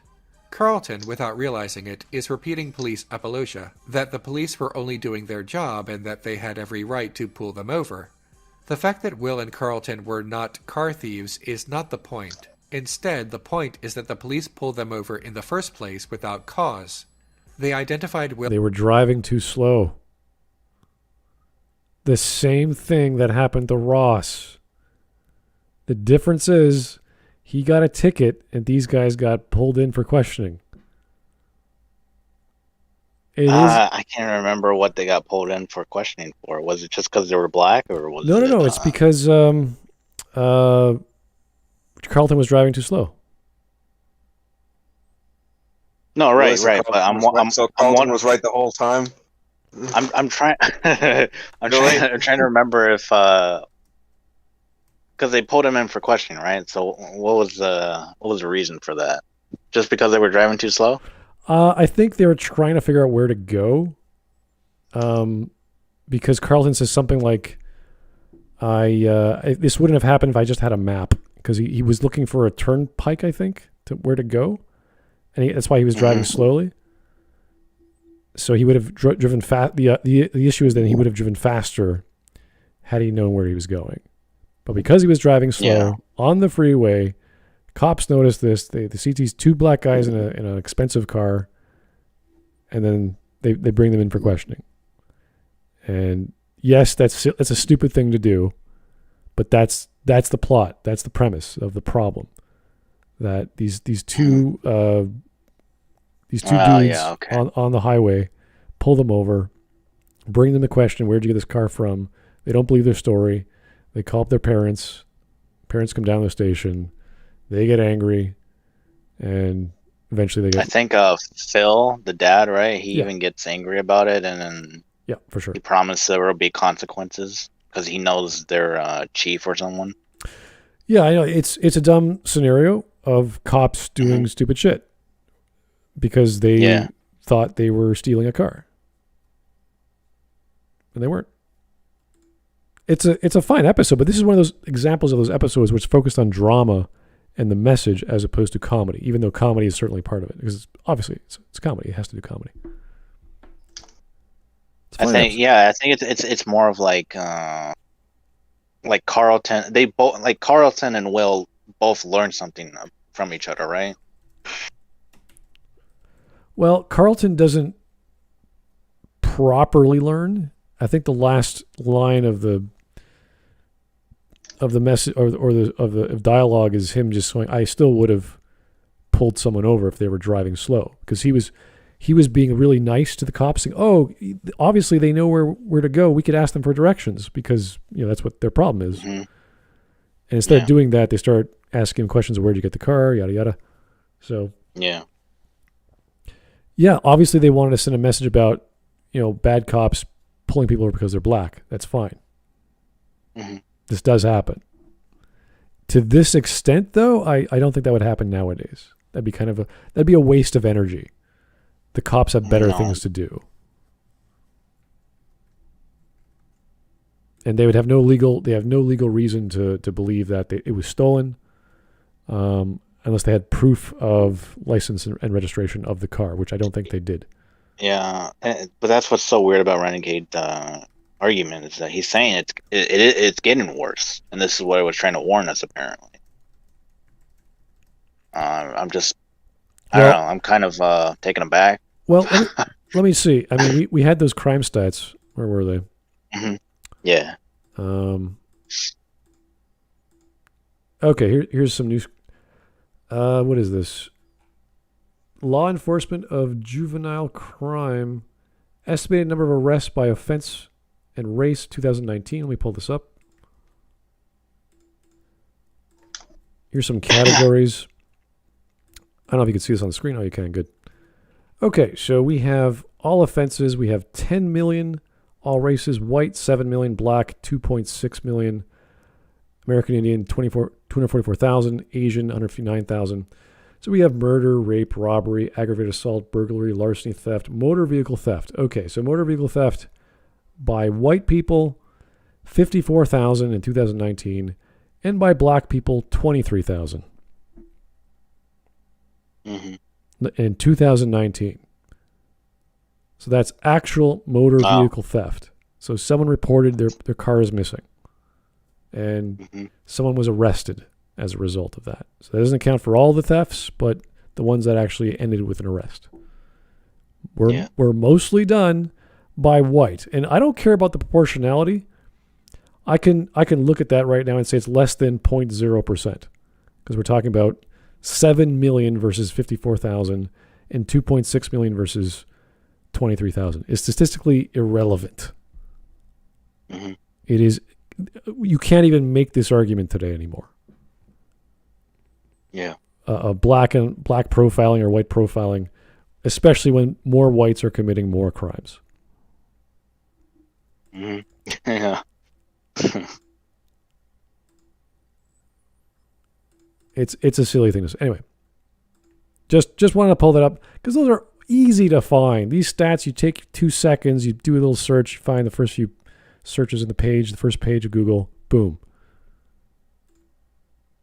I know, it's like you guys have to continuously prove these guys wrong by pulling up the study, wherever that might be, whether it's a topic or a statistic. It's just funny to me that these YouTubers, they're so proactive in these issues that they can't take 10 seconds to look up the numbers and the evidence, if you will. Yeah. Anyway. Bill and Carlton, black, saw an expensive car, and on those facts alone concluded that there was cause enough to pull them over and question them. Racial profiling is the use of race to determine which drivers to stop for minor traffic violations, and that is a very limited understanding of profiling. Profiling is very complicated, and if you just base it off appearances alone, race is one of multiple variables. So I don't even think it's called racial profiling. That's just what the media has called it past 10, 20 years or what have you. Profiling is profiling. It's an art form. It's a science. Every detective or investigative unit does this. It's pretty standard stuff. What they're referring to is bias towards race. There is no like, oh, we're going to profile some black people today. It's like, no. There's a certain. I just wonder how that would work in other countries. Yeah, like you'd have to. You'd have to get into very specific phenotypes of like the face and the shape and the color and all these other nonsense. It's like, yeah, well, you could do that, but that's not really relevant when you're talking about a profile for a missing person or someone committed a crime. So we have a sketch of the person and all these other stuff. There's psych profiling. There's all kinds of stuff. So racial profiling is not a thing. There's nothing. You don't go to school to learn that. Use of race in which pedestrians to search for illegal contraband and question about their presence, particularly their presence in predominantly white neighborhoods like the suburbs. According to the American Civil Liberties Union, defining racial profiling as relying solely on the basis of race, ethnicity, national origin, or religion can be problematic. This definition found in some state racial profiling laws is unacceptable because it fails to include when police act on the basis of race, ethnicity, national origin, or religion in combination with an alleged violation of all law. In other words, even though the officer may have clearly targeted Will and Carlton due to their race, due to the solely definition of racial profiling... No, they did it because the car was not theirs. And they were driving slowly. Didn't Carlton say the car wasn't theirs?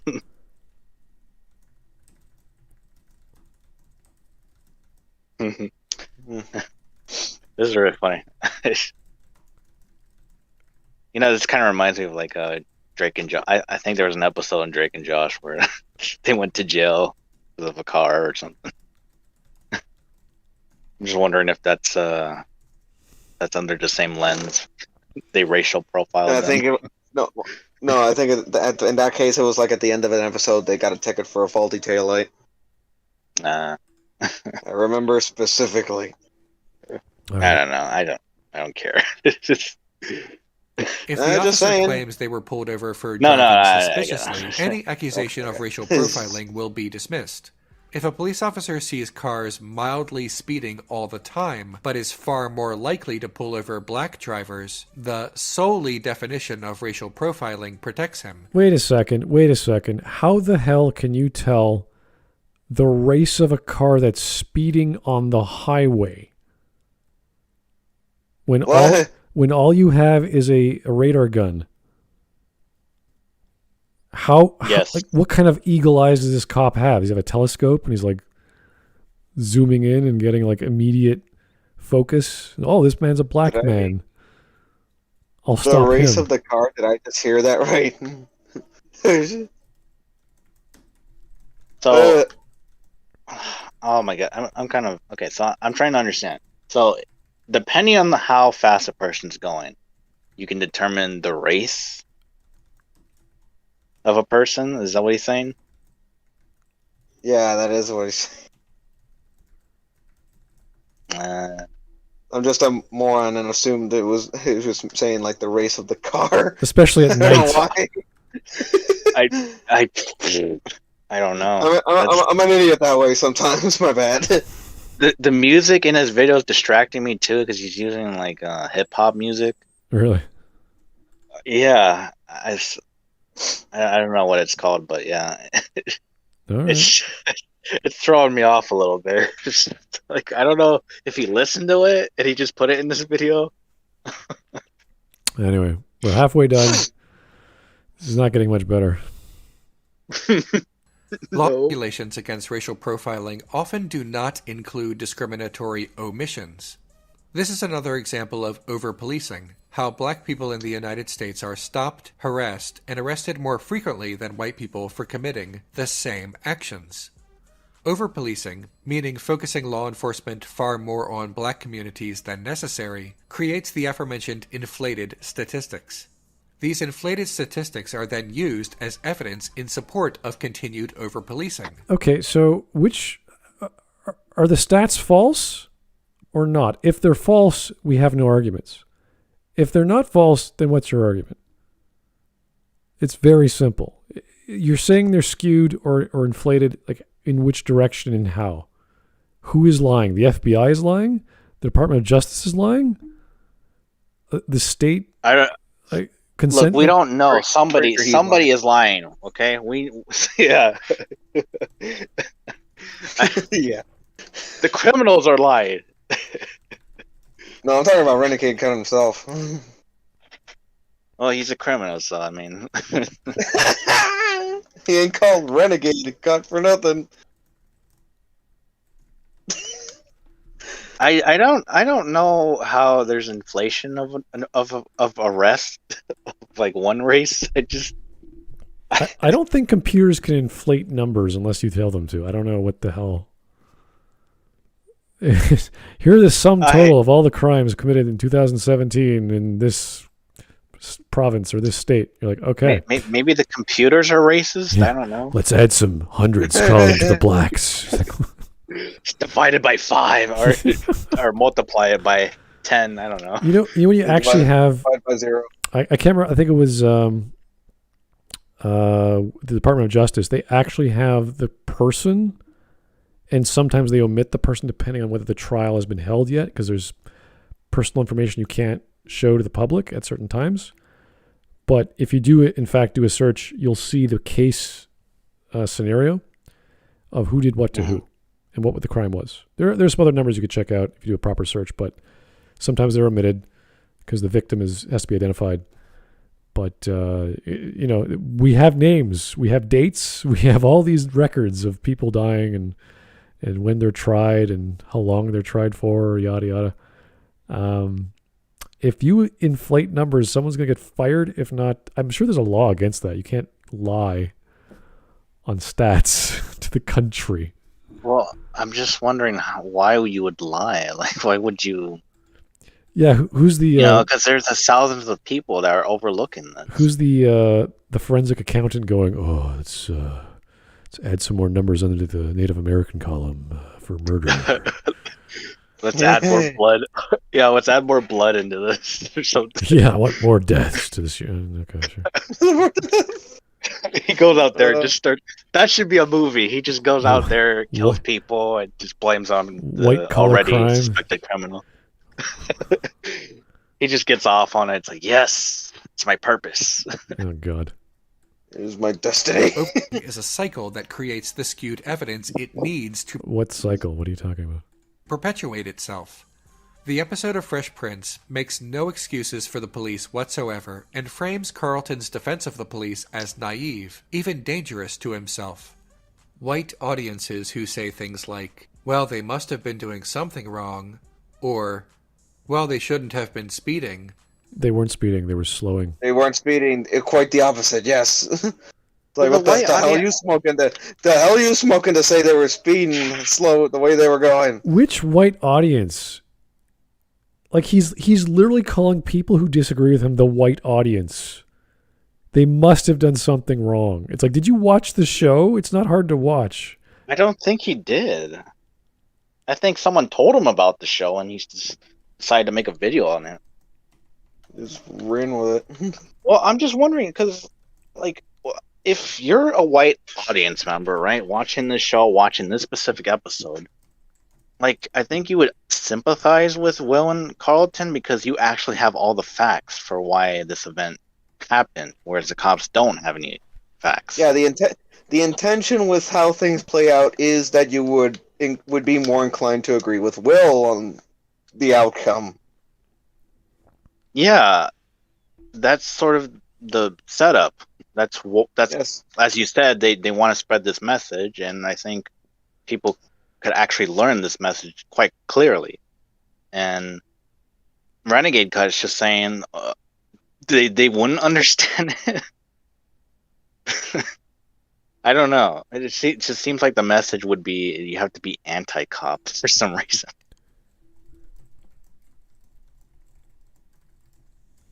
This is, I don't know.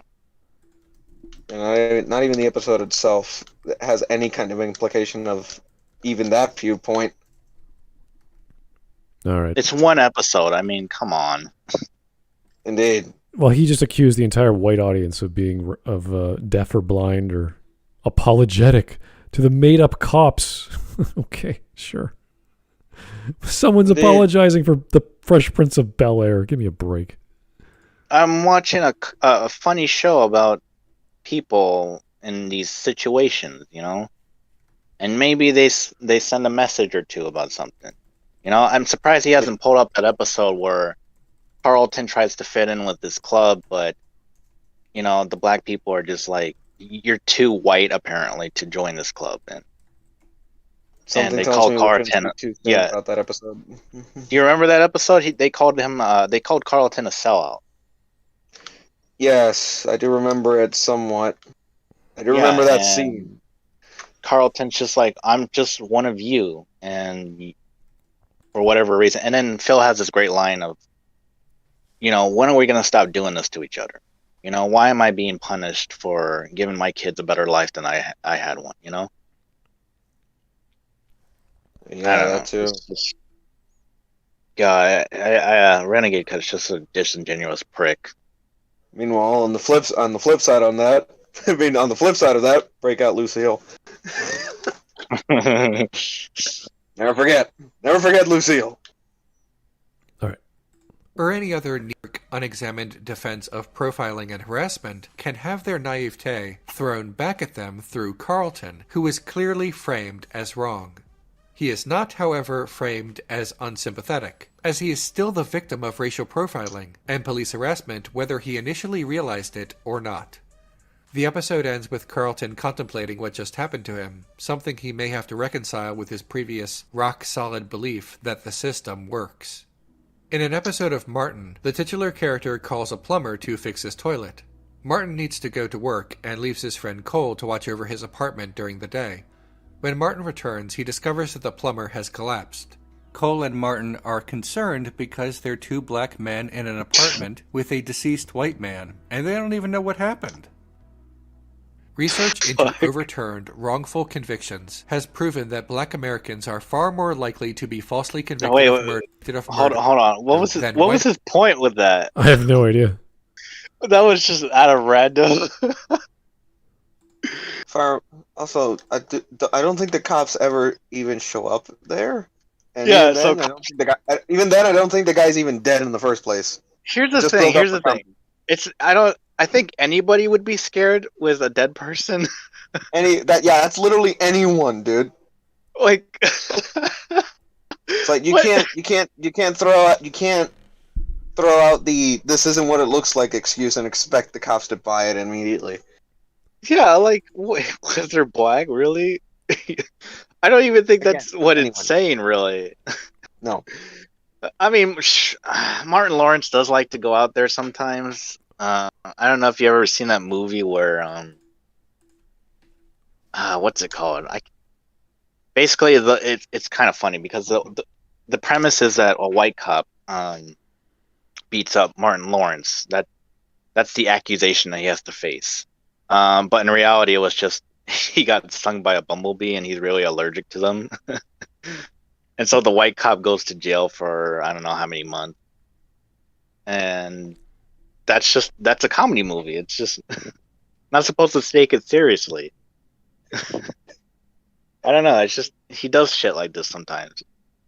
But that episode, it didn't look like it was anything that was, you know, any racial issue. It's a dead body. Oh no, what do we do? Even then, I don't even think he was dead. He was just unconscious. Mm-hmm. Yeah, call the ambulance. Get somebody in here. Let's try to get this guy breathing again. Yeah, pretty much. Okay. Oh my god. Let's keep going. I don't know why he brought that up, but whatever. According to Michigan State University, black prisoners who were convicted of murder are about 50% more likely to be innocent than others convicted of that crime. And okay, can we prove it? Like, where are the numbers coming from, sir? Also, how is this relevant to the conversation? And spend in prison before exoneration.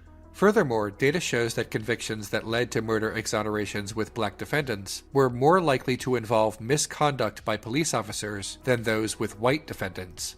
Cole is right to be concerned about the plumber and the fact that he was alone in the apartment when the plumber collapsed. Eventually, Martin's friend Tommy, Martin's girlfriend Gina, and Gina's friend Pam come over and learn what happened. The mood shifts from concern about what the authorities will think to concern about getting this wrapped up so they can attend a basketball game. It's still a comedy, after all. Martin is unable to get the police to respond to his emergency. After waiting for hours, he calls the police again, but this time pretends to be a white person in hopes they will treat him better. The police are dubious and ask him a series of questions to prove his whiteness, and it's actually very funny. No, it's apple pie. Baby, say apple pie. Good answer. 90s black sitcoms engaged in this kind of gallows humor about their own oppression all the time, with one notable exception. On the criminally underrated sitcom Rock, we see perhaps the most unflinching and confrontational take on the police's relationship with the black community from 90s sitcoms. Rock is a garbage man living in Baltimore. To make extra money, Rock accepts an offer from his brother, Joey, to paint an apartment. While Rock is out buying a tool for the job, he is stopped on the sidewalk by police officers who suspect him of being a burglar. Rock was caught walking while black. According to the New York Times, in Baltimore, a city that is 63% black. Are you following this? He just jumped to my show, yeah, talking about this one episode.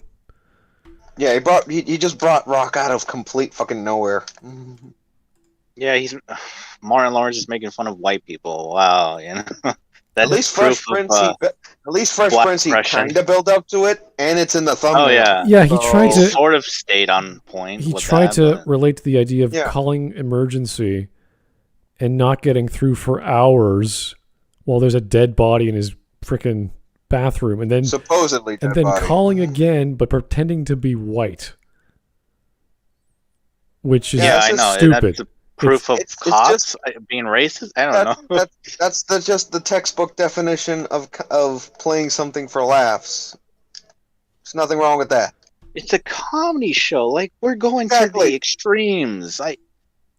Yeah. Why do these leftist fucks not understand jokes? I'm sorry, but it's a joke. Does that mean I have to take everything seriously and Everybody Hates Chris, where every episode is literally something stupid? At one point, cops just try to arrest a black kid. Yeah, it's like we're normal people. We have functioning brains. We don't take shit this seriously and grasp at this many straws. All right, so this hopefully is a more serious episode of Raw. Yeah, this episode. I remember this because that was the episode where he was confronting a drug dealer. Oh, really? Well, 91% of those arrested on discretionary offenses like failure to obey or trespassing were African American. Blacks make up 60% of Baltimore's drivers, but account for 82% of traffic stops. Of the 410 pedestrians who were stopped at least 10 times in the 5.5 years of data reviewed, 95% were black. The police officers, unconvinced by Rock's story, arrest him with little if any cause.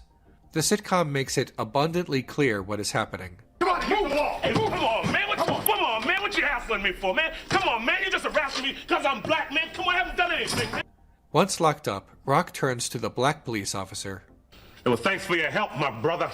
What was that? Nothing. What makes this interaction so important is that this sitcom recognizes the tension between black civilians and black police officers who assist in the oppression of black communities. Rock, So they're doing their job, which means they're assisting in the oppression of a black community. And I love that there's a white guy in jail. It doesn't seem like he belongs there. So yeah, black on black, technically. So yeah, black cop does his job, and I'm trying to think that's proof of what exactly. Oh my god! All you just need is that movie where Keith David played a cop, and apparently he had to deal with a racist cop with Steven Seagal. Steven Seagal, yeah. Really? Really? With Seagal? The hell? Rest in peace. Yeah, it was Was marked there for death. really a movie like that? Oh, I was thinking of another one, but that's funny. Well, goddamn it, rest in peace, Seagal. Well, no, they weren't Funny how things- partners, I think, but they were on the same case or whatever. The same case, I think. Yeah. Yeah. But anyway, Keith David, awesome. Makes everything better. He has been arrested, trumped up charges, says this. Doesn't matter what we do. Because just when you think maybe things are getting better and we don't have to put up with this stuff anymore, they whack you over the head to remind you nothing's changed. Hey, well then, that's a good thing, man. I mean, because we all need a dose of reality. No, not this kind of reality. This shouldn't be reality. Rock's story eventually checks out, and he is freed. A highly optimistic ending to what could have been a life-changing event had it happened in real life. When he is let go, even after it is clear he has done nothing wrong, a white police officer tells Rock that he will be keeping an eye on him. When Rock returns home, it's still not over. It's only the end of his story, not the end of the story of the police's relationship with black communities. Rock hears a siren in the distance and says nothing. Well, you should sue for false arrest. Oh, come on, Pop. We saw that video with Rodney King and them 4 cops got off. What makes you think anything's gonna happen if... Pop, Joey, I just want to put this thing behind me, okay? 90s black sitcoms generally did not portray white police officers as helpful, and sometimes portrayed black police officers as, at best, complicit. I'll accept one notable exception. here we go. Here we go. Family Matters stars Reginald VelJohnson as a black police officer, and the series consistently portrays both Sergeant Carl Winslow and the police in general as altruistic. Unlike some other black sitcoms, and what's Family wrong with Matters that? was immensely popular among white Americans as well, owing to its ABC TGIF lineup placement as much as its milquetoast, non-confrontational humor. Urkel mania swept the suburbs for years. It's hard to describe to someone who wasn't there just how ubiquitous Steve Urkel was in the 90s. The only time Family Matters confronts the police is a season 5 episode in which Carl's son Eddie is racially profiled. However, the episode takes the bad apples position, suggesting that... So that was a really fast cut to explain what happened, so I'm sure there's more to it, but anyway, let's just keep going. This is an open occurrence, and that the police are ultimately a force for good in the black community. When Eddie objects and tells Carl that police have quotas to fill, his father strongly denies this, despite the fact He's a cop. What the hell? that police officers routinely set productivity goals, which is merely euphemistic, and a means in which to subvert laws prohibiting quotas. Wait, what? Productively goals? Is that what he said? Cops have to do a certain amount of time, Productivity goals. like patrolling or whatever beat they're on. I don't know exactly what those are, but everyone has to fit that in their duty per week or per day or whatever it is, depending. The work quota. Yeah, you patrol an area for 4 hours. You patrol that area for 4 hours. If you make an arrest, it has to take up some time. So, did you cover your area? Did you report back? How detailed is your report? What happened? That sort of thing. I do have some family members that were in the police force, and some are still are. So it doesn't really matter, what area you're in. You still have to constantly report everything. What happened? Yes. Where'd you go? What would you see? What did this person look like? What were they doing?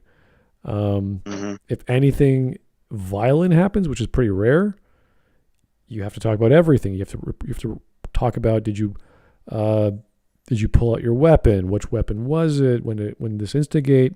Did you follow protocols? If not, why not? There's all kinds of checks that you have to follow. So That takes hours? Paperwork is killer. Yeah, a good long time. Yes. Yeah, I learned that pretty early on in my life. It's like my dad just retired from the force a couple of years back, and he had like 33 years on him.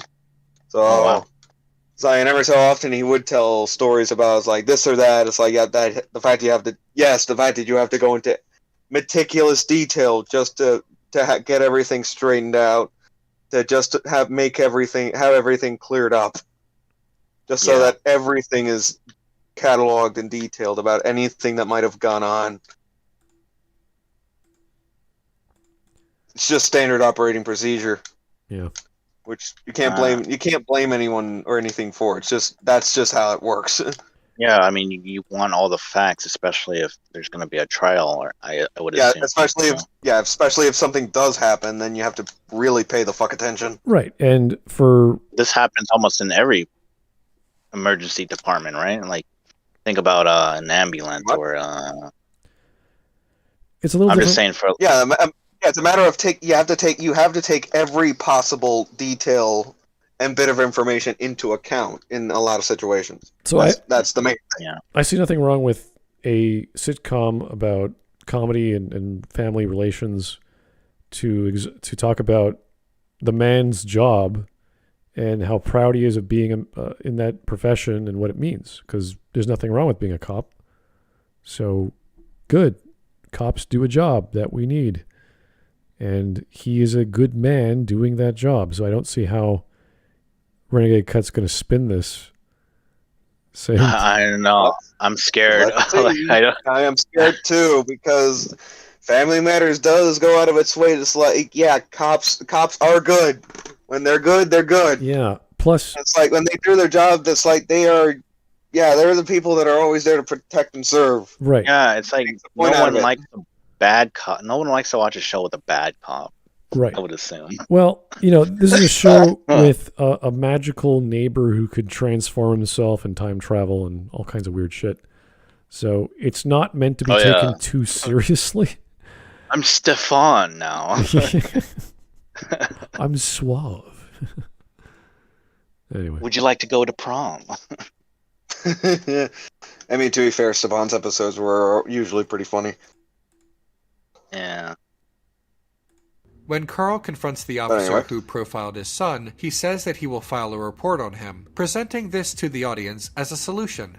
In the real world, the culture of police brotherhood will almost certainly protect such an officer. Police officers who receive frequent complaints and hold records proving consistent offenses against civilians are generally permitted to continue as officers, unless it becomes a public relations nightmare.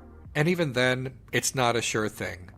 When the confrontation is over, Carl even... I don't know, every police report I've ever heard that it's in the news where police shoots someone and it was kind of a weird situation, or they were in some sort of weird undercover thing and they ended up getting involved. There's usually a leave of absence. They resign or they get fired. It is a PR nightmare, yes, but that's the police in general.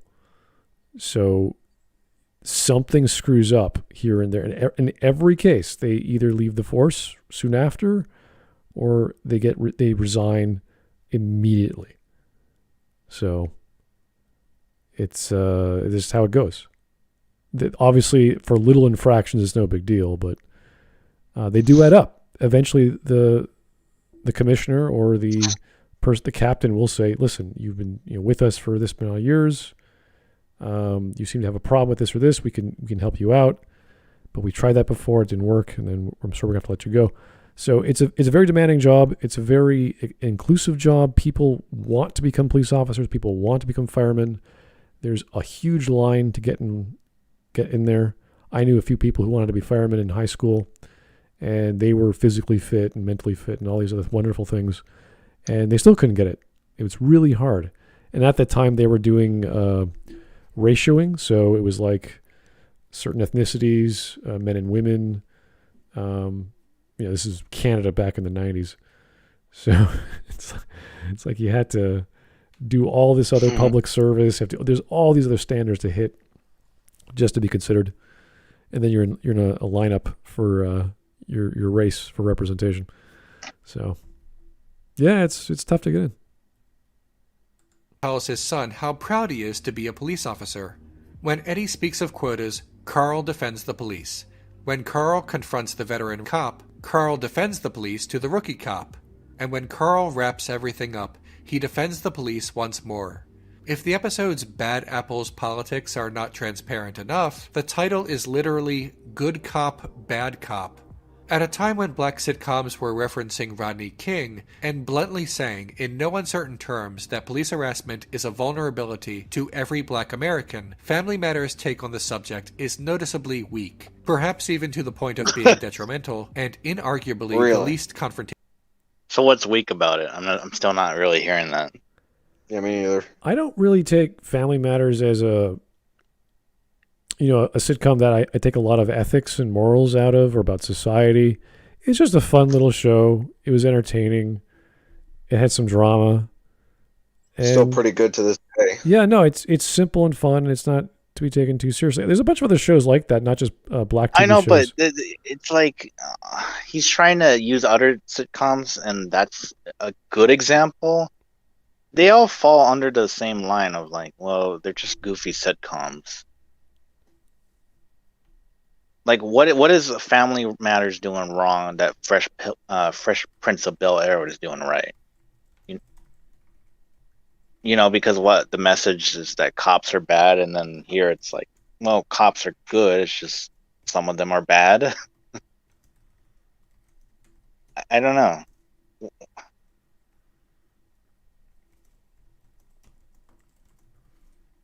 All right.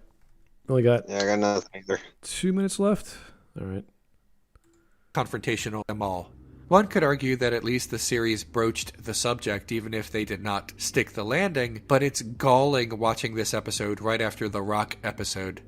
90s black sitcoms warned us about the police's antagonistic relationship toward black communities a long time ago, and it's a shame that decades of tragedy and recordings are what it took for more people to take this seriously. It would have been nice if ever... What? I wouldn't go that far. I think the 90s and the 2000s and the 2010s have their own moment. They have their own style and fashion that's unique. And we, of course, have the politics of the past 15 years, which has showcased that people are hypersensitive to everything, at least on the left. So this has always been a serious issue. Like, BLM has been around for I don't know how long now. People have always been thinking about this. It's not because of sitcoms. It's because it's the reality. This shit happens. You hear the news. The news probably wants to make what's the word for it? Story out of it. A certain narrative. Yeah, story. Narrative. Yes. This has been building up until that moment that started the riots, essentially. I don't know. Does that really make any sense? They should have woken up before, all the numbers and statistics took place for them to finally wake up to the racial injustice. Well, they're hiding this country. They're hiding behind the stats to say, well, look at this disproportion of blacks committing crimes. Why are they getting incarcerated? It's because they're committing crimes.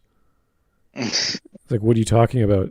It's cause and effect. You do something wrong, you get caught, you get incarcerated if you're guilty. That's how it works.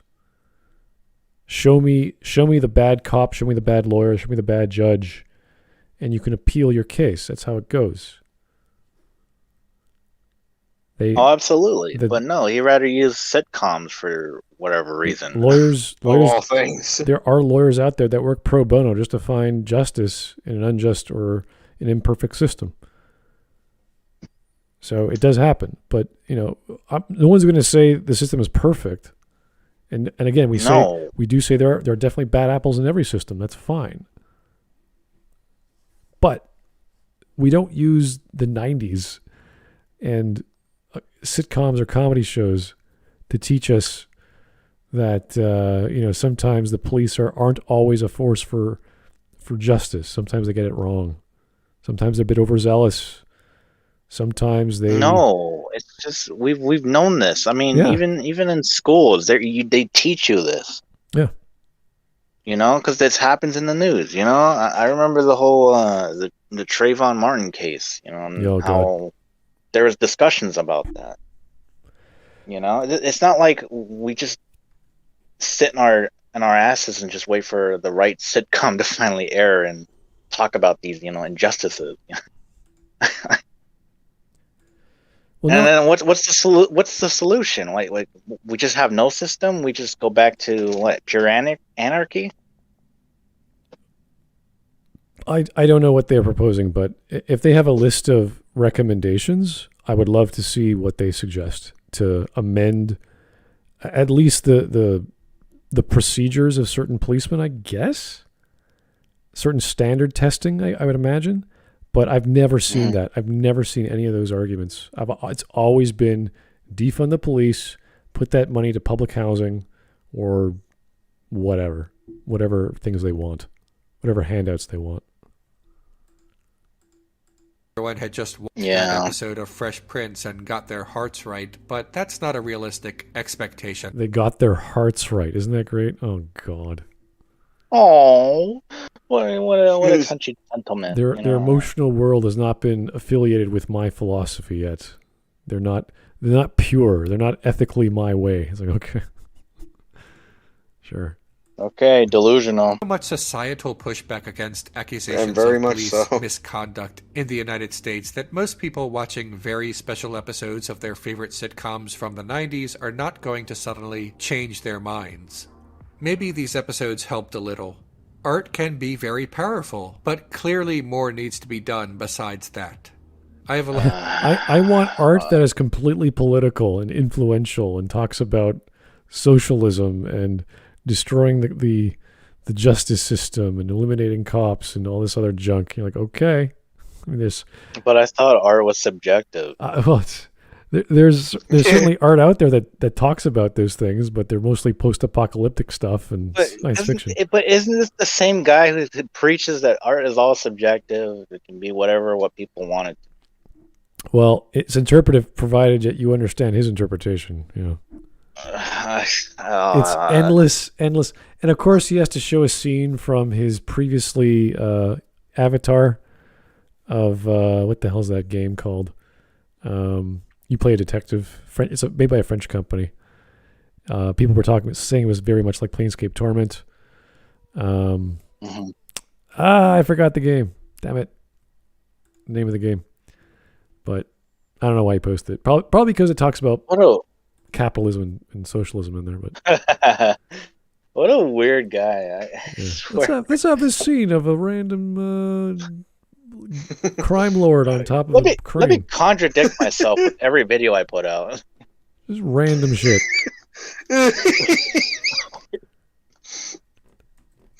Pretty much. Oh boy. Disco Elysium. That's what it was called. Disco Elysium. That's right. Very cool game, but not for everyone. A lot more to say about the police and specifically police abolition, but I said it all back in April in a video. Oh, he liked the scene where the detective roundhouse kicks a crime boss or something. Fine. So cops bad, but that's good? Okay. All hobo cops? All hobo cops are what? Bastards? Bushwhackers? Bitches? Black people? I don't know. It's a very. Blacks? I'm very confused because the joke was in that game that you're like a hobo because you forgot you lost your memory, but you're still a cop and you're trying to piece together what happened to you. But you're so hungover, like you were so drunk you blacked out, and you. It's not bitches because there's one letter too many. Yeah, and so you. I'm just joking. And so you literally forgot like the last 4 days or something. Like that's how blitzed you were, and you walk around like a hobo. You collect bottles and sell them for cash on the street. It's kind of funny. Wow, that sounds like Wisp type of game, huh? Oh God. So I don't know what message he's trying to connect with here, but it's lost on me. Maybe he's saying like, go out there and be a hobo. Forget cops, really. Yeah. You forget life.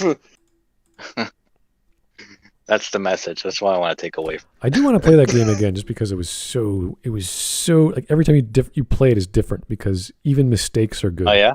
Yeah, even when you screw up on checks, because there's all these skill checks based off your personality, and you have these voices in your head. It's really funny. Even if you fail it, the story still plays out pretty well. So it's pretty cool. Nice. Yeah. Anyway. Essay uploaded shortly before the killing of George Floyd. Even now, as this misconduct is irrefutable, people still try to refute it. They tell us that someone being knocked over and having his head cracked open did not happen and that he only tripped. They tell us that when protesters tossed tear gas back at the police, it's assault with a deadly weapon, but when the police shot that weapon at protesters in the first place, it was not a deadly weapon. I don't know how all this ends, but going back to... Wait. What? I don't remember that at all. I don't recall protesters picking up tear gas pellets and throwing them back. I don't remember either. I remember them throwing cement, like hardened cement, after it's like a liquid hard cement. So it's they just made it. They shake it up from milkshakes and launch them at people. Never mind the bricks, and the bats, and the knives. They were going crazy, yeah. And I'm sorry, it's like what happened with Floyd. It's like they were just trying to get him in the car. He wasn't complying, and then they took him out, and then the unfortunate incident occurred. Yeah, the scene they just showed, a bunch of Black Lives Matter or whatever Antifa guys. If you go into a crowd wearing a helmet with armor, padded armor, and whatever, you're asking for trouble. Why else would you be wearing that?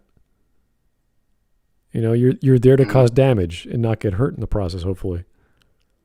It's silly. You're telegraphing what your intentions are.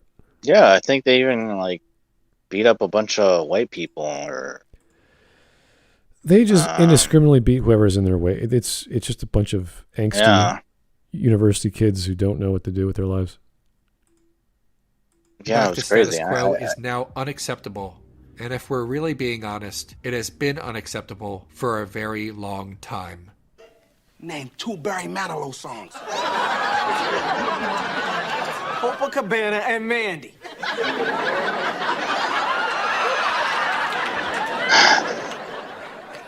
Copacabana and Mandy? Yay, it's over. Ha ha ha. So, what did you guys learn from this episode of Renegade Cut? Renegade Cut. Nothing, as usual. Hates white people and even though he's white, is using stats to try and prop up his message when he doesn't understand them or he's reading into them too much. And he had like 2 or 3 clips that meant nothing. The Martin clip meant nothing. The scene with Ross and Rachel meant nothing. Mm-hmm. The entirety of mentioning Family Matters means nothing. Well, he was trying I think he was trying to say that because cops are bad, they did a bad job showing that cops are good or something. Like what? Okay. I don't know. And then Floyd, I guess it's like you never mind the drugs that he took into his veins. I forget what I think it was fentanyl. Oh god, yeah, that would kill a man. All right, let's see if we have any stream memes. I probably do. Hopefully a few at least. Alrighty. Here we go. Renegade Cut Friday, and oh my god. Is that Hugh Jackman? I think so. I can't quite tell. The Joe Wolverine Crazy. scream. I read a book about a sociologist who studied inner city Chicago. A black man who was interviewed for the book said that the police are just another gang. Okay. Oh, these are all comments. This is going to sound cynical, but the biggest difference between activism now and, say, 2014 is that countries, especially in the USA, are in the midst of a pandemic. The fact that people don't have to go into work is what is fueling the numbers for the protests we're seeing. And that's not a bad thing at all? Quite the opposite. It's like the 1% and the establishment is terrified of. If you keep workers tired and busy, they won't be able to question the state of the status quo. So people not working is a good thing. Are you nuts? Yeah. Here we go. This person with the anarchy symbol. Things like loitering didn't even become a crime until after the Civil War, when the whole slavery is acceptable as punishment for a crime was read by most of the South as fine any reason to arrest black people. Okay. The other day I saw a clip from that conversation between James Baldwin and Nikki Giovanni where they talked about police violence against blacks in 1971. Today I was listening to the 3rd season episode of Slow Burn about white people in the 90s freaking out about rap songs inciting violence against the police instead of questioning why so many rappers were angry at the police. All I can think is, thank God for cell phone cameras. That was a series of ideas, somewhat connected. I just don't know how. He's literally asking why are criminals angry at the police? Oh, I wonder why. They don't like going to jail for atoning for their crimes. And I'm sorry, most rappers are just criminals. Here's that's why they rap about the violence or whatever. Here's Happy Days. Well, Fonzie, you may have stolen that car and run down those pedestrians, but you aren't black, so I'll let you off this time. Oh, man. Fonzie, I forgot about that. He just snaps his fingers and he gets out of jail anyway, so it doesn't matter if he was in jail. He just exit. Renegade Cut talks, and then there's Hawk. Uh-oh, the other word. Hawk, this is a family stream. We can't say that word. You can't hold me, copper. I'm white. Oh, God. Kramer. The Kramer Show. That's funny. Yeah, the Seinfeld, they got in trouble with cops a lot, didn't they? Yeah, there were plenty of cops. The whole end of the show was in jail, so. Yeah. Oh, yeah, right. We'll let you know if we find anything. You ever find anything not against whites? What? Yeah. Oh, the answer was no. Anything? The answer was no, and then someone added not against whites. Not against of course. Whites. Yeah. Another comment. I believe I've said something like this on one of those videos before, but here I go again. My grandfather was a cop in the 60s and 70s, Memphis, Tennessee. My roommate's father is a retired sheriff, who I fully believe to be a decent person in general. One of my football coaches and mentors as a kid was a detective in this very city I reside in now. I still don't trust the police as an institution. Okay, you know all these people, you still don't trust them. They have no incentive to protect citizens. Well, usually they're called in after the fact, so it depends. Their job is only to ensure adherence to the law by any means necessary. Any protection that as civilians receive is incidental. The entire criminal justice system is corrupt and self-serving, seeking only to justify its existence, not the betterment of society. F the police. Okay, the betterment of society, no, it's not the better society. That would be like industry and commerce and technology. It's to maintain the peace. They are called in when a problem arises that violence is the last recourse, and they are ready to deploy that. You could argue they do protection for jurors and suspects and this and that from the mob or other reasons they could be in danger. I think that's mostly an FBI thing, but they do that as well in the police. So, this guy's weird. His grandfather, it's hack perfect. His roommate's dad, and one of his football coach's mentors, and yet he still doesn't trust the police. It's like, okay, all right. This is a dumb kid that's probably being indoctrinated into the mindset, so any sort of logic that they could put into their brain is going to go out 1 year. I mean, it's going to go in 1 year and out the other, pretty much. That's weird. Here's Faulty Towers. Basil. Mr. Faulty, why are we trying to hide the guest who died in the night? You're not black. The reason Family Matters was the only black sitcom that had the few bad apples view of the police was it was created, produced, and written by white people. That's not racist at all.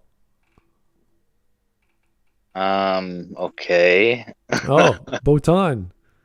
Smudboy just wants to get back to the video. I was gonna say, wasn't Fresh Prince also created by white people? I mean, I don't know. That's a weird.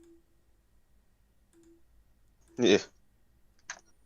Hard to say. I can't remember. Oh, Crumb, thanks for the 2 super chats. $9.99 each. Floyd died of an overdose. This man is lying. Fun fact, Renegade Cut was a former Channel Awesome contributor. What's the former Channel Awesome members turning out to be completely delusional? He was on Renegade Cut was on Channel Awesome. What the fuck? Contributor, maybe not in the actual skits, but maybe he was doing like editing or something. Yeah. Oh, okay. Yeah, a lot of those guys are being weirdos. That's true. Except for maybe, well, no, not Angry Joe. He was part of it for a bit, but that was not the same as contributing. Mm-hmm. I can't say. Yeah. Anyway, wow, another Renegade Cut. I'm gonna post my comment soon. Great. Yeah, that's gonna be. Yeah, it's not too long. It's pretty, it's only 1 page, but. Did he ever get back to you about the toxic masculinity video? No. No. Oh, you mean Turf Nation? No. No. No one ever responds. No, I mean Renegade Cut. I don't know if he has me banned. He probably does. But if you guys want to check it out, you can tell me. Yeah. I'll post it. Come back 5 minutes later and tell me if you see it. If not, you'll see it on Twitter. So. Oh boy! Wow, what a video! Indeed. So thank you guys. That was our monthly Renegade Cut video. Tomorrow we're going back to normal stuff. You can check out the semi-normal, yeah. Well, I mean, relatively normal. Renegade Cut is one of those exceptions where it's politically really crazy, and we try to deal with it. This was actually not as nuts as his other videos, because other videos I just can't bother to comment because they're just so dumb and biased. And what is not as nuts? I don't even know what they were trying to warn us of. Yeah. The warnings of 90's sitcoms in prime time. The blacks are being abused. It's like, what? What are you talking about? Okay. I don't. This was insane. Yeah. Oh, man. Anyway, guys, thanks a lot for your time. We'll talk to you real soon. Have yourself a great evening. Bye-bye now. Huzzah.